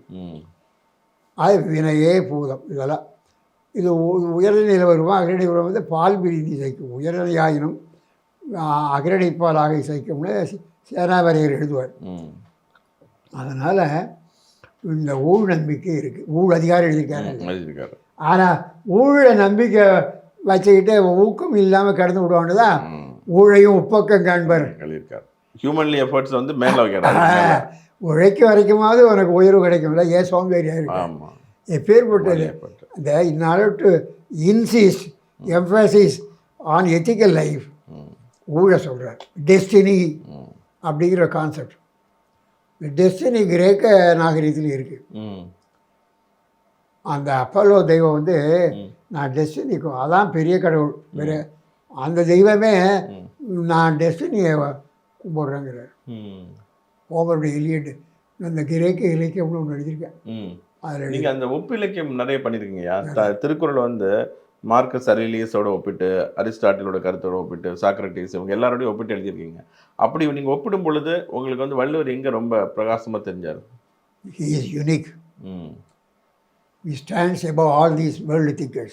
ம் இதனுடைய வள்ளுவன் தன்னை உலகனுக்கே தந்ததுனால ம் he is supreme.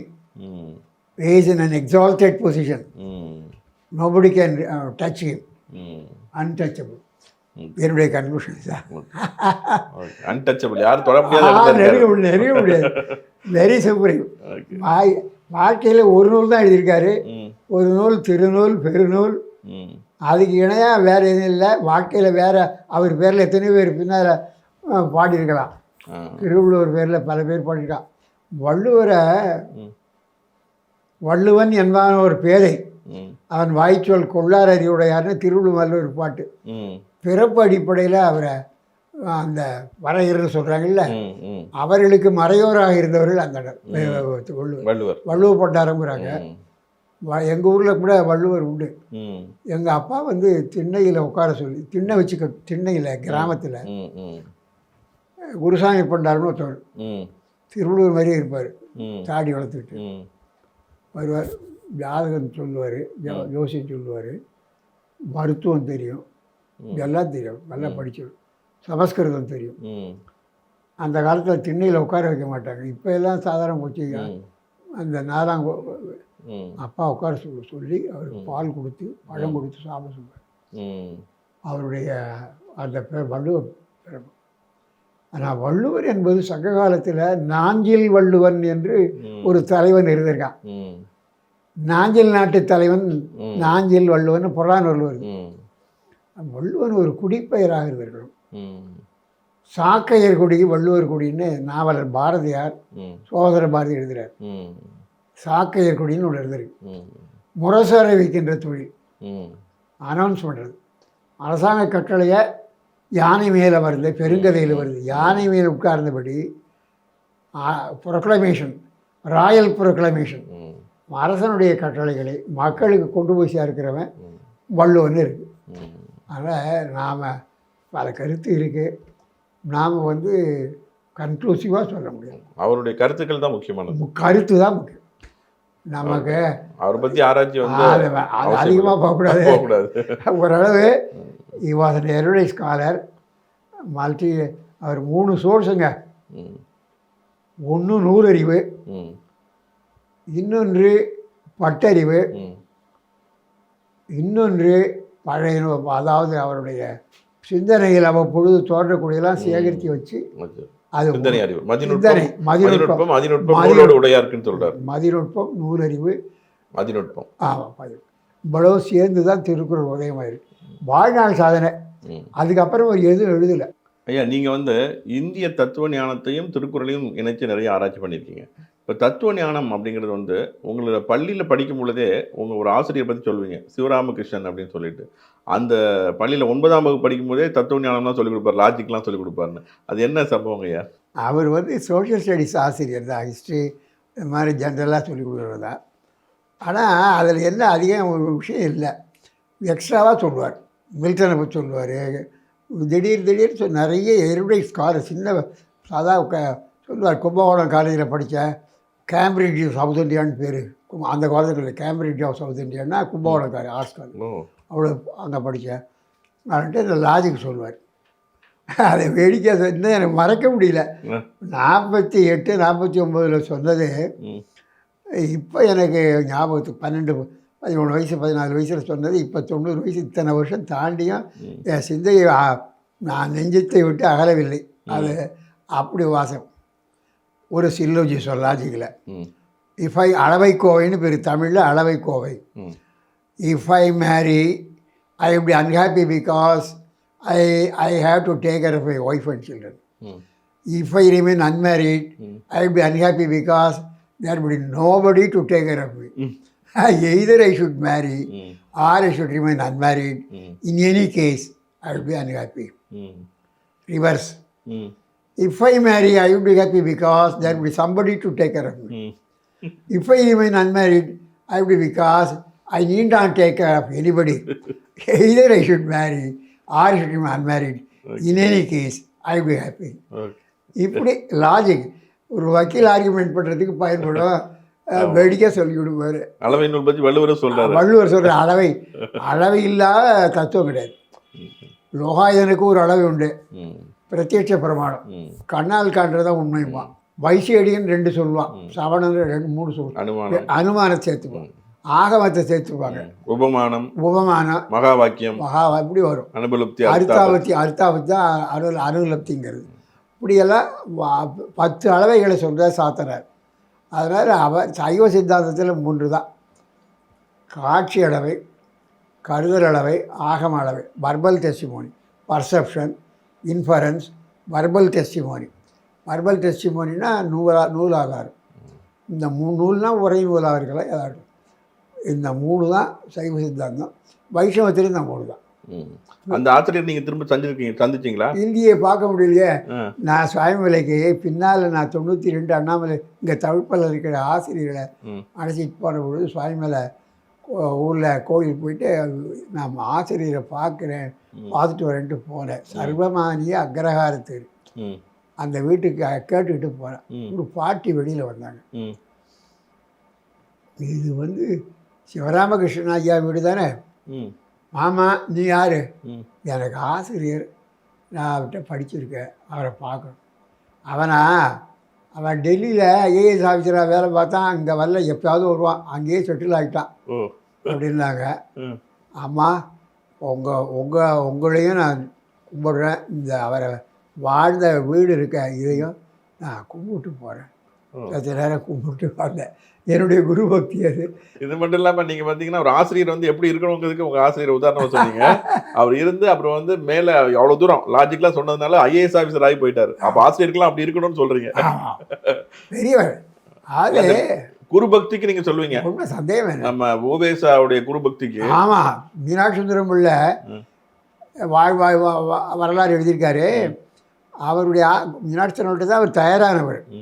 அதுக்கு மேலே ஓடியோவா நிறைய சேகரித்து ஏடுகள்லாம் பார்த்து நிறைய தமிழை அவர் தான் சங்கத்தமிழை காப்பாற்றினவர். மணிமேகலை சிலப்பதிகாரம் அவர் போட்டது தான்.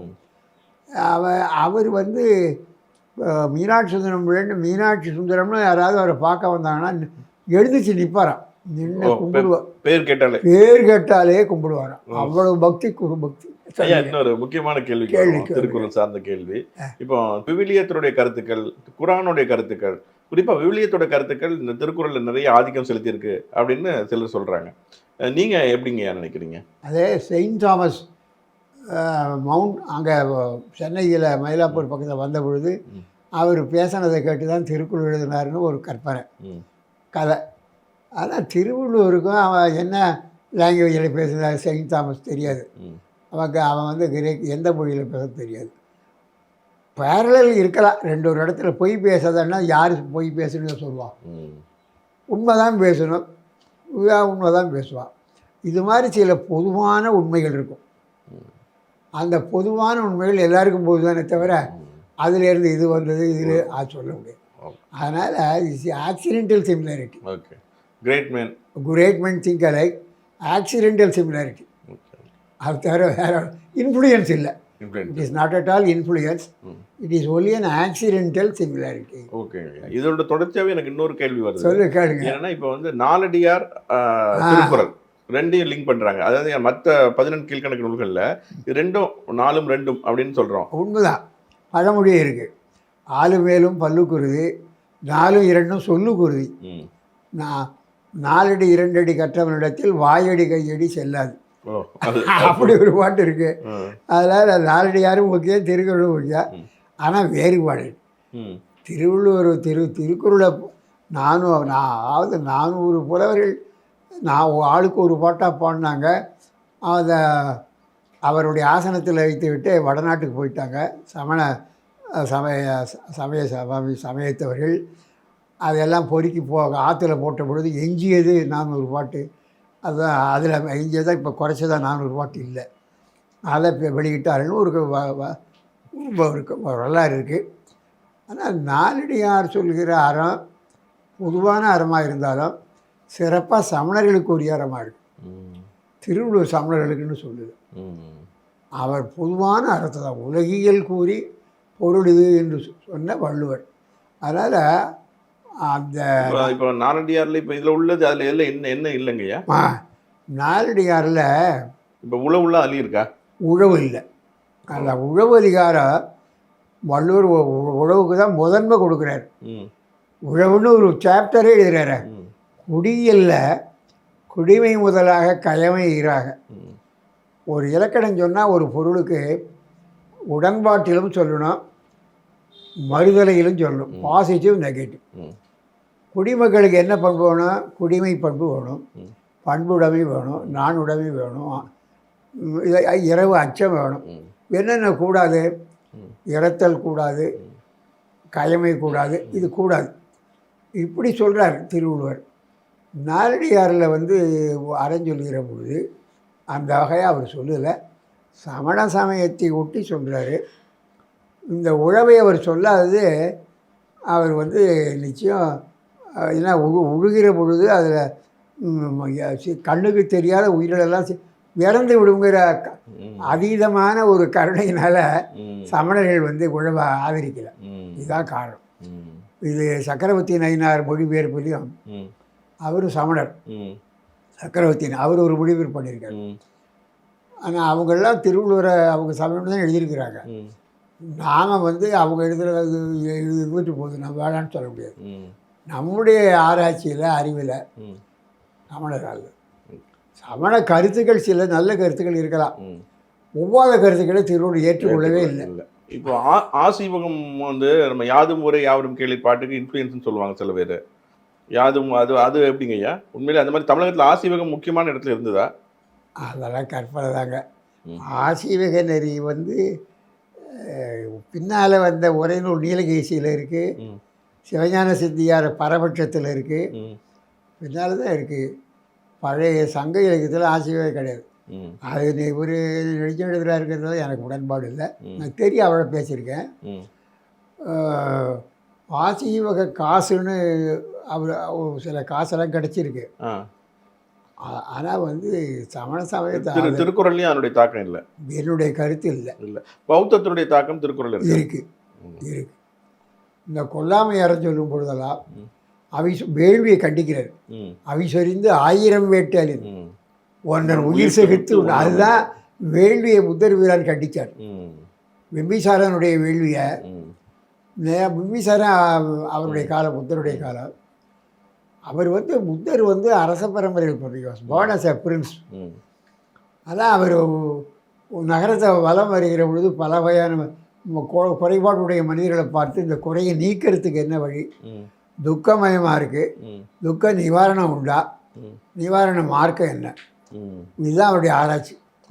அதில் கண்ட உண்மைகளை மக்களுக்கு சொல்ல வேணுங்கிறதுக்கு தான் அவர் உலக வாழ்க்கையை நினைத்தார். எனவே அவர் வந்து சமண நெறியே சாரவில்லை. வேள்வியில் உயிர்கொலைகள் தேசிய விநாயகம் உள்ள ஆசிய ஜோதி லைட் ஆஃப் ஏஷியா தமிழ் அழகாக பாடு. மைந்தருள் ஊமை மகனை ஒரு மகன் வாழாலறிந்து கறி சமைத்தால் தந்தையும் உண்டு கழிப்பதுண்டோ, இதை சத்தினை யோசித்து பாருமையா. திருத்தொண்டர். அதாவது ஊமை மைந்த அவன் ஒன்றும் பேச மாட்டான்னா அவன் அடித்து கொள்றதா. அதை மைந்தருள் ஊமை மகனை ஒரு மகன் தந்தையும் உண்டு வெளிப்பதுண்டோ, தந்தையே அது மாதிரி கவிமணியும் பாடியிருக்காரு. கவிமணி யாரும் கவனிக்கல. அவர் பல மொழி தெரிஞ்சு, சமஸ்கிருதம் தெரியும், லைட் ஆஃப் ஏஷியா அவருடைய டிரான்ஸ்லேஷன் இருக்குல்ல, உமர் கய்யாம் பாடல்கள் அற்புதமான படைப்பு. இப்போ வர்ற பிள்ளைகளுக்கெல்லாம் பாடம் இல்லை, சொல்கிற ஆசிரியர்களுக்கும் பாடம் இல்லை. என்ன ஆசிரியர்கள் சொல்லி கொடுக்குறாங்க. கையில் கம்பன் கவி உண்டு என்ன அருமையாக பாடியிருக்காரு. அதனால் சமண நாலடியார் கருத்து இரவாமை கோடி உருங்கிற திருக்குறளே நாலடியாரில் பல இடங்கள் திருக்குறளை எடுத்து ஆண்டிருக்கு. நாலடியார் வள்ளுவர் அறிய மாட்டார், நாலடியார் ஒரு காலத்தில் இல்லை, பின்னால் வந்ததுனால திருக்குறள் எடுத்து நாலடியார் ஆண்டிருக்காங்க, பல இடங்கள் இருக்குது. அதான் இப்போ வந்து அதில் வந்து கொல்லாமை அதிகாரத்தில் இல்லைங்கய்யா, திணற்பொருட்டால் கொள்ளாது உலகின் விளைபொருட்டால் இது விலை பொருட்டால் ஊர்ந்தருவான். இல்ல. ஆமாம், அதாவது கொன்றால் பாவம் தின்றால் போச்சு பழமொழிக்கு அதுக்கு எதுவும் தொடர்பு இருக்கா? ஆமாம், பழமொழி சொல்கிறதா. சில பேர் கொலைலாம் செய்யக்கூடாது. கூறு போட்டவன் கொன்றவன் தின்றவன் கூட நின்றவன் சொன்னவன் கேட்டவன் 6 பேருக்கு அருநரகை. கூறு போட்டவன் கொன்றவன் தின்றவன் கூட நின்றவன் சொன்னவன் கேட்டவன் 6 பேருக்கு அருநரகை. அதனால் இது தனிப்பாடலாம். இது தனிப்பாடல். இது இந்த திருவள்ளுவர் உள்ளத்தில் கருணை மிகுந்தது. புத்தருடைய உள்ள மாதிரி கொல்லக்கூடாது, திங்கக்கூடாது, குலால் மறுத்தல்னு எழுதுறார். கொல்லான் குலால் மறுத்தானை கைகூப்பி எல்லா சொல்லும். அதனால் அது கருணையே தென்னாட்டு புத்தராக இருக்கார். ஆனால் புத்தருடைய கருத்து எல்லாவற்றையும் ஏற்றுக்கொண்டாருன்னு நான் சொல்ல மாட்டேன். அதில் ஏற்புடையனே அதிகமாக ஏதாவது பயந்து சொல்லியிருக்காருன்னா நிச்சயம் அவர் புடகங்களை படிச்சிருக்காரு. அது நான் நிறைய சான்றுகள் கொடுத்துருக்கேன். திருக்குறள் ஒரு உறுதிப்பொருள்ங்கிற நூலில் தமிழ்நாடு அரசுடைய பரிசு பெற்று 1982 எவ்வளோ சக்தி. அதனால் அவர் பெரியவர். திருவள்ளுவர் எக்ஸால்டட் போசிக்கிறார். யாரும் தொட முடியாத இடத்துல இருக்கார். வள்ளுவர் விருந்தக அதான் வள்ளுவர் கோட்டம்னு பேர் வச்சார் கலைஞர். அப்புறம் அங்கே நமக்கு கன்னியாகுமரி விவேகானந்தர் ராக்குக்கு பக்கத்தில் ஒரு ராக்கில் திருவள்ளுவருக்கு சிலை எழுப்பி அதெல்லாம் கலைஞரை பாராட்ட வேண்டிய குறள் ஓவியம்னு எழுதினார். அதெல்லாம் நம்ம பாராட்ட வேண்டிய இடத்துல யார் என்னென்னு பார்க்கணும், செயலை பார்த்து பாராட்டும். அவருடைய செயலுக்காக பாராட்டும். இப்பவும் திருக்குறள் வாரம் கொண்டாடுறாங்க. வாரம் கொண்டாடும். டிசம்பர் மாதம் கடைசி வாரத்தை திருக்குறள் வாரமாக அரசாங்கம் கொண்டாடும். அதெல்லாம் பெரிய விஷயம். திருக்குறளை பாப்புலரைஸ் பண்ணணும், அது தக்கவர்களை கொண்டு போடணும். அதாவது அவர் நல்லா படித்து மக்களுக்கு எளிமையாக எடுத்து சொல்லக்கூடியவராக இருந்தால் பயனுடைய போய் சேரும். இப்போ திரும்ப நான் நிறைய இளைஞர்கள் இந்த இதை பார்க்குறாங்க. அதனால் நான் காமத்துப்பாலில் ஒரு 2 கேள்வி கேட்குறேன். சொல்லுங்க. காமத்துப்பாலில் களவியல் கற்பியல் இருக்குங்கய்யா. நலம் புனைந்துரைத்தல். நலம் புனைந்துரைத்தல் அதில் பார்த்தீங்கன்னா அவரே பொய் சொல்லலான்னு சொல்கிறாரா? புனைதல்ங்கிறது டிஸ்கிரிப்ஷனுங்கிற சென்ஸில் அழகை வர்ணித்து சொல்கிறது. புனைதல்ங்கிறது டிஸ்கிரைப். புனைதல் புனையா ஓவியம், தீட்டப்படாத ஓவியம். புனைதல்ங்கிறது தீட்டப்படுதல், அதாவது அழகுபடுத்துதல். ஓகே. ஒரு கவித்துவத்தோடு இருக்கு. மற்ற 2 இதையும் ஒப்பிடும் பொழுது அதில் அறிஞராக இருக்காரு, காமத்துப்பாலில் ஒரு கவிஞராக இருக்காரு. அது அறத்துப்பால் பொருள். அதாவது திருவள்ளுவர் பாயிரையல்ல அறவோனாக காட்டி இல்லற பாயிரையல்ல கடவுள் வார்த்தை சொல்கிறது. ஒரு உயர்ந்த அறவோனாக இருக்கார். இல்லறவியல்ல அல்ல குடும்பத் தலைவனாக இருக்கார். துறவரவியலில் ஒரு உண்மையான ஞானியாக இருக்கிறாரு. அரசியல் ஒரு ஆட்சி தலைவனாக இருக்கார்.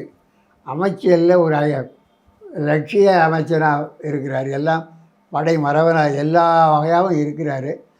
குடியியலில் நல்ல குடிமகனாக ஐடியல் சிட்டிசனாக இருக்கிறார்.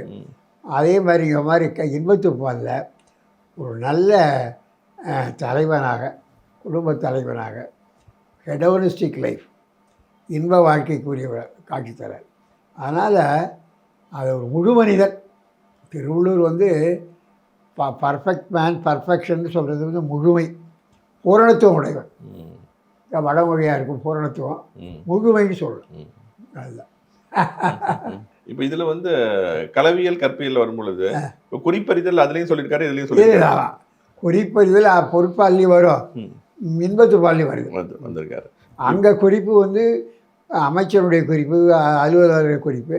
இங்கே தலைவருடைய குறிப்பு, தலைவருடைய மற்ற பாங்கர் அவங்களுடைய குறிப்பு. ஊழல் பற்றி நிறைய பாடியிருக்காருல்ல. ஊழல் உவகை புலவி நுணுக்கம் அதெல்லாம் பாடியிருக்காரு. ஆமாம். அதில் ரொம்ப ஒரு சைக்காலஜிக்கல் அப்ரோச் இருக்கிறதா நீங்கள் பார்க்குறீங்க? உண்மைதான், கரெக்ட். உளவியல் நோக்கில் ஊழலை சொல்கிறார். ஊழலுக்கு காரணம் சொல்லி படைத்து கொண்டு தான் ஊடுறான்.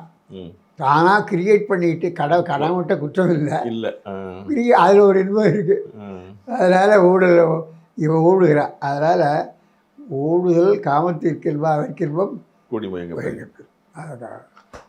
தும்முனாலும் தப்பு, தும்மாட்டாலும் தப்பு, அதெல்லாம் நிறைய அடுத்து எழுதால் யார் ஒழித்து மீறீர் என்று யார் தெரியும் ஆறுன்னு காட்டி விட்டார். அதுக்காக ஒரு தடவை அதில் வருதில்ல, ஆறன்னலோடும் அனலன்னு அகிர்த்து இருத்தாள்னு ஒரு பாட்டு கம்பன் சொல்கிறான்.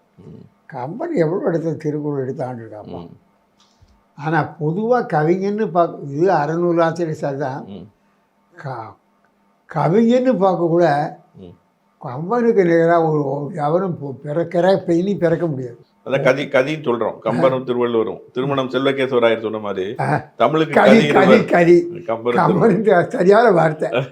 கதி திருவள்ளுவரும் கம்பர் தான். யாமறிந்த புலவர்களே கம்பனை போல் வள்ளுவன் போல் இளங்கோவை போல் புவியல் யாங்கனுமே பிறந்தது. உண்மை, வெறும் கட்சி இல்லை. இல்லை, பாரதியினுடைய தமிழ் இருக்குல்ல, கம்பன் பிறந்த தமிழ்நாடு, வள்ளுவன் தன்னை உலகினுக்கே நன்று வான்முகழ் கொண்ட தமிழ். இதை விட என்ன? கம்பர் நிறைய திருக்குறள் கருத்துக்கள் நிறைய சொல்றேன். இப்ப இவர் நம்ம ஐயா வா சுபமாணிக்கனார் சொல்லியிருப்பாரு, திருக்குறள் என்னும் 6 பாயாத இலக்கிய வயல்களே இல்லைன்னு. அழகான தொடர் இல்லை அவர். அதாவது தமிழ்காதல் சிறந்த நூல். அதோட அவர் வள்ளுவம் எழுதியிருக்காரு, வள்ளுவத்துக்கு விளக்கம் எழுதியிருக்காரு, கற்பனை சொற்பொழிவுலாம் எழுதியிருப்பார்.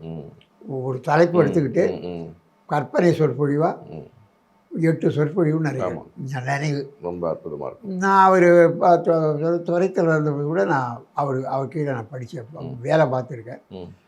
விரிவுரையாளர் தான், லெக்சராக இருந்தேன். அவர் என்ன பண்ணுவார், ஐயா கந்தசாமி ஐயா பாரு, கந்தசாமி ஐயான்னு கூப்பிடுவார். ஏன் நான் அந்த ஆட்சிக்குழு போகிறேன் கூட்டத்திற்கு, சிண்டிகேட் மெம்பர், எம்ஏ தொழிலாளத்துக்கு சேனவரையும் அந்த மணி நீங்கள் அப்போலாம் விட மாட்டாங்க. ஆசிரியர் வரலன்னா கிளாஸை க்ளோஸ் பண்ண மாட்டாங்க, சப்ஸ்டியூட்டாக ஒருத்தர் இருப்பாங்க. அப்புறம் அவர் லீவில் போக கூட இன்னும் அவர் யாருக்கு சப்ஸ்டியூட்டாக வர்றாரோ அவர் அதுக்கு போடுவார்.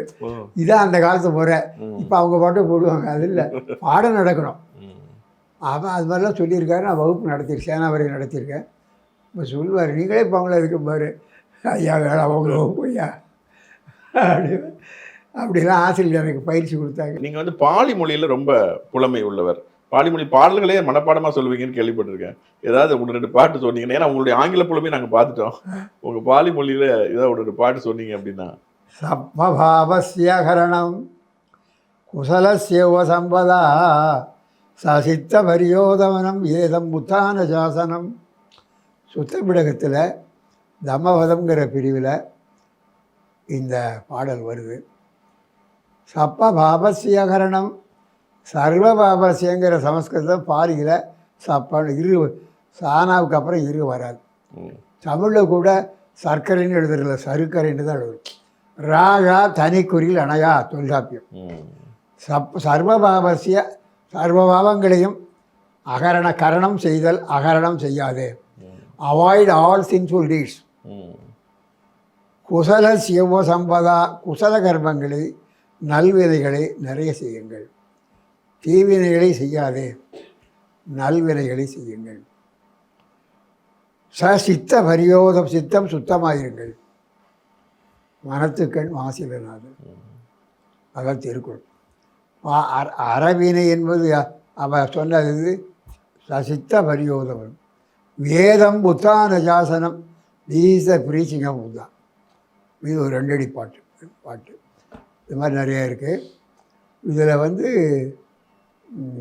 பாலி வந்து காஞ்சிபுரத்தில் கச்சாயிடர்னு ஒரு புலவர் இருந்திருக்கார், தமிழர். பாலி மொழிக்கு இலக்கணம் எழுதியிருக்கார். தமிழர் பாலி மொழிக்கு இலக்கணம் எழுதியிருக்கார். காஞ்சிபுரம் இருக்குல்ல, நகரேஷு காஞ்சி நாரீஷு ரம்பா புஷ்பேஷு ஜாதி புருஷேஷு விஷ்ணு. பாரவி அவருடைய கிரதார்ஜுனியம்ங்கிற காவியத்தில் பாடுறான் காஞ்சிபுரத்தை. புஷ்பேஷு ஜாதி, புஷ்பங்களில் ஜாதி பாரிஜாதம் சிறந்தது. அவன் சைவன். புருஷேஷு விஷ்ணு, புருஷர்களில் சிறந்தவர் திருவாளா, கடவுளில் சிறந்தவர் வாழ திருவாள். அது சைவ பாரவி. அதில் சொல்கிறார், இந்த நகரேஷு நாரீஷு ரம்பா, நாரியர்களில் பெண்களில் அழகானவள் அரம்பை. நகரேஷு காஞ்சி, நகரங்களில் தலையாயது சிறந்தது காஞ்சிபுரம். அதில் காஞ்சிபுரம் 18 மொழிகள் பேசியிருக்காங்க. மொய்த்த 3 பாடையுமாக்கள் மணிமேகலை. ம். மணிமேகலையில் கட்சி நகர் புக்க காதைன்னு ஒன்று வரும். ம். மணிமேகலை அரை செய்து விட்டு கட்சி நகருக்கு போகிறேன். அரவணடிகள் அங்கே இருக்கார். தர்மபாலர் தான் அரவணடிகள். ம். ஆச்சாரியர் தர்மபாலர் தமிழர், காஞ்சிபுரத்தில் இருந்தவர். அவர் நாலந்தா பல்கலைக்கழகம். நாலந்தா தொடக்கத்தில் போகிறவர். அடே அவரே அரவணர். மணிவேலி ஆசிரியரே அவர் எப்படியாவது நுழைக்கணும் தான் காப்பியத்தில் ஆசிரியரை.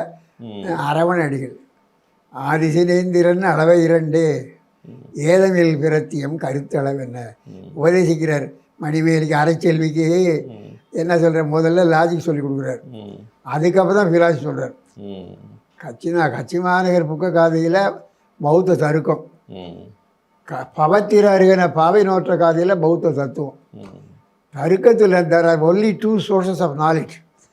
One is perception, the other is inference.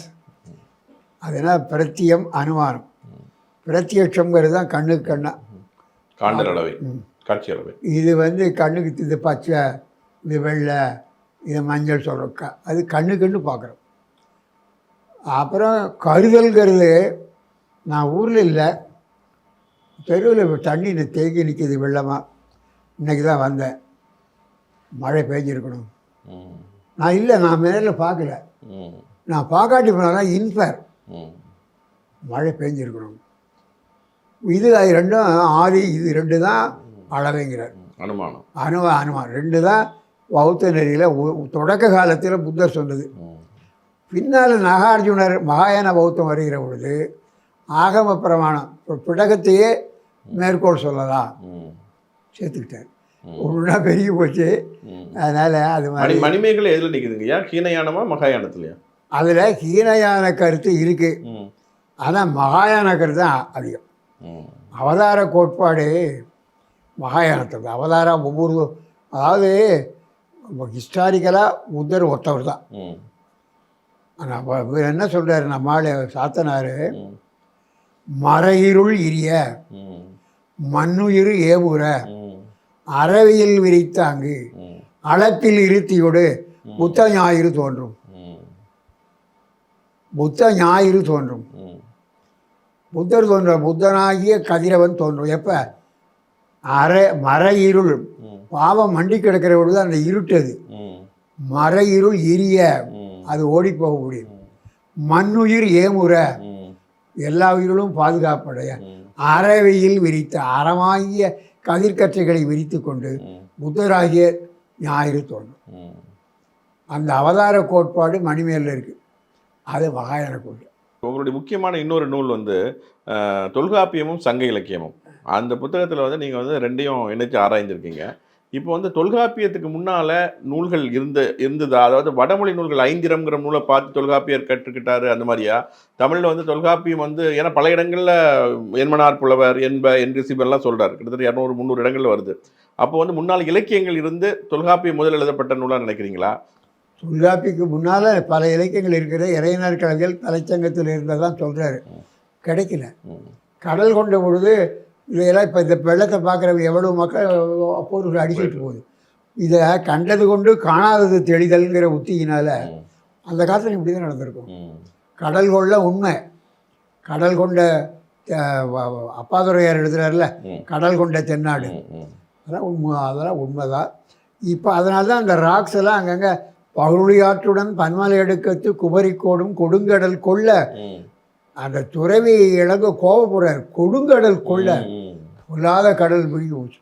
பகுளியாறு ஓடி இருக்கு, மலையடுக்குங்க. இப்போ பாருங்கள், உண்மையே இலங்கைக்கும் தமிழ்நாட்டுக்கும் ஒரு நிலம் இருந்திருக்கு.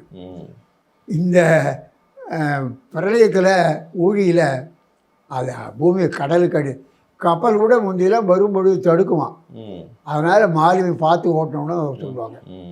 அதனால் விவேகானந்தர் நித்தம் தபம் செய்யும் குமரி எல்லைன்னு பாரதி பாடல விவேகானந்தருக்கு பாண்டு இங்கேருந்து நீந்தி போகிறான்.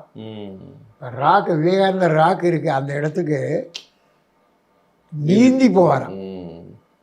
மீர்சன்கிற வங்காளி வங்கத்திலேருந்தே இலங்கை வரைக்கும் நீந்தி போயிருக்கான் போன நூற்றாண்டு. நான் நோட் பண்ணியிருக்கேன், தேதி பேப்பரில் பார்த்தேன். இந்த வங்க மக்களுக்கு ஒரு தனி ஆற்றல். இவன் ஆன்மபலம். ம். இவரை சிக்காகோ மாநாட்டுக்கு அனுப்புனதே சேதுபதி, ம். ராமநாதபுரம் சேதுபதி. ம். தமிழ்நாட்டை பற்றி தமிழை பற்றிலாம் ரொம்ப உயர்வாக சொல்லியிருக்காரு ம். விவேகானந்தர். அதனால் நித்தந்தமம் செய்யும் குமரி எல்லை ம். கலைஞர் நினைச்சார் இன்னொரு ராக்கில் திருவள்ளுவர் எழுதி இதெல்லாம் பாராட்ட வேண்டிய திருக்குறளுக்கு கிடைத்த அங்கீகாரம். இப்போ வந்து சங்க இலக்கியம் தொல்காப்பியம் நம்ம சொந்தங்க. தொல்காப்பியம் பழசு. ம். வடவேங்கடன் தென்குமரி ஆகிய தமிழ் கூறு நல்லுலகத்து தொல்காப்பியர் காலத்தில் எல்லை என்னன்னா வடவேங்கடம் தென்குமரி. இப்போ இன்னைக்கு வேங்கடம் இல்லை, திருத்தணி தான். ம். வடவேங்கடன் தென்குமரி ஆகிய தமிழ் கூறு நல்லுலகத்து வழக்கும் செய்யுளும் ஆயிரம் முதலின். அவருக்கு மெட்டீரியல்ஸ் எப்படி தொல்காப்பியர் வழக்கு, வழக்காராய்தல், மக்கள் வழக்கு எப்படி இருக்குது, அப்புறம் நூலாராய்தல், ரெண்டையும் சேர்த்து தான் தொல்காப்பியம் எழுதியிருக்காரு. ம். வழக்கும் செய்யுளும் ஆயிரம் முதலில் எழுத்தும் சொல்லும் பொருள் நாடி பேச்சு வழக்கம் இலக்கிய வழக்கம் எல்லாம் ஆராய்ந்து எழுதியிருக்காரு. அதான் நிற்கிது. ம். 2500 வருஷமாக நிற்கிதுன்னா ஆமா. ஆராய்ந்து எழுதுறது. ஐந்திரம் நிறைந்த தொல்காப்பியன் அதில் வருது பாயிரது. ஐந்திரம் படிச்சிருக்கார். ம். படிச்சிருக்கார். பல ஐந்திரத்தின் வழி வந்ததில்லை. இந்திரன் ஒரு புலவன் வடமொழிக்கு சொன்ன வியாகரணம் ஐந்திரம். அதுக்கு தொல்காப்பியத்துக்கும் தொடர்பு இல்லை. வடமொழி நூல்களுக்கு மரபு இல்லை இல்லை இல்லை இல்லை. தமிழ் மரபு தான். அவ்வளோ சொல்லியிருக்காரு. ஐயா, உங்களுடைய பொன்னான நேரத்தை ஒதுக்கி நம்ம தமிழ் மரபு எவ்வளோ முக்கியமானதுன்றோம், அதில் திருக்குறள் எவ்வளோ தூரம் முக்கியமானது அப்படின்றோம், இந்திய தத்துவ மரபுகளோடு அது வந்து எப்படி வேறுபடுது அப்படிங்கிறதையும் மிகச்சிறப்பாக எல்லோருக்கும் புரியுற மாதிரி சொன்னீங்க. சொல்லியிருக்காரு. மிகச்சிறப்பாக சொன்னீங்க. இன்னும் உங்களுடைய நூலை படித்தா இன்னும் அங்கே விரிவாக அவ்வளோ சொல்ல முடியுமா அவர் தெரிஞ்சுங்க. ரொம்ப ரொம்ப ரொம்ப நன்றிங்க ஐயா. மகிழ்ச்சி. அந்திமலை நேயர்கள் சார்பாக உங்களுக்கு நன்றி. ரொம்ப மகிழ்ச்சி. அனைவருக்கும் வணக்கம். நன்றி. மகிழ்ச்சி.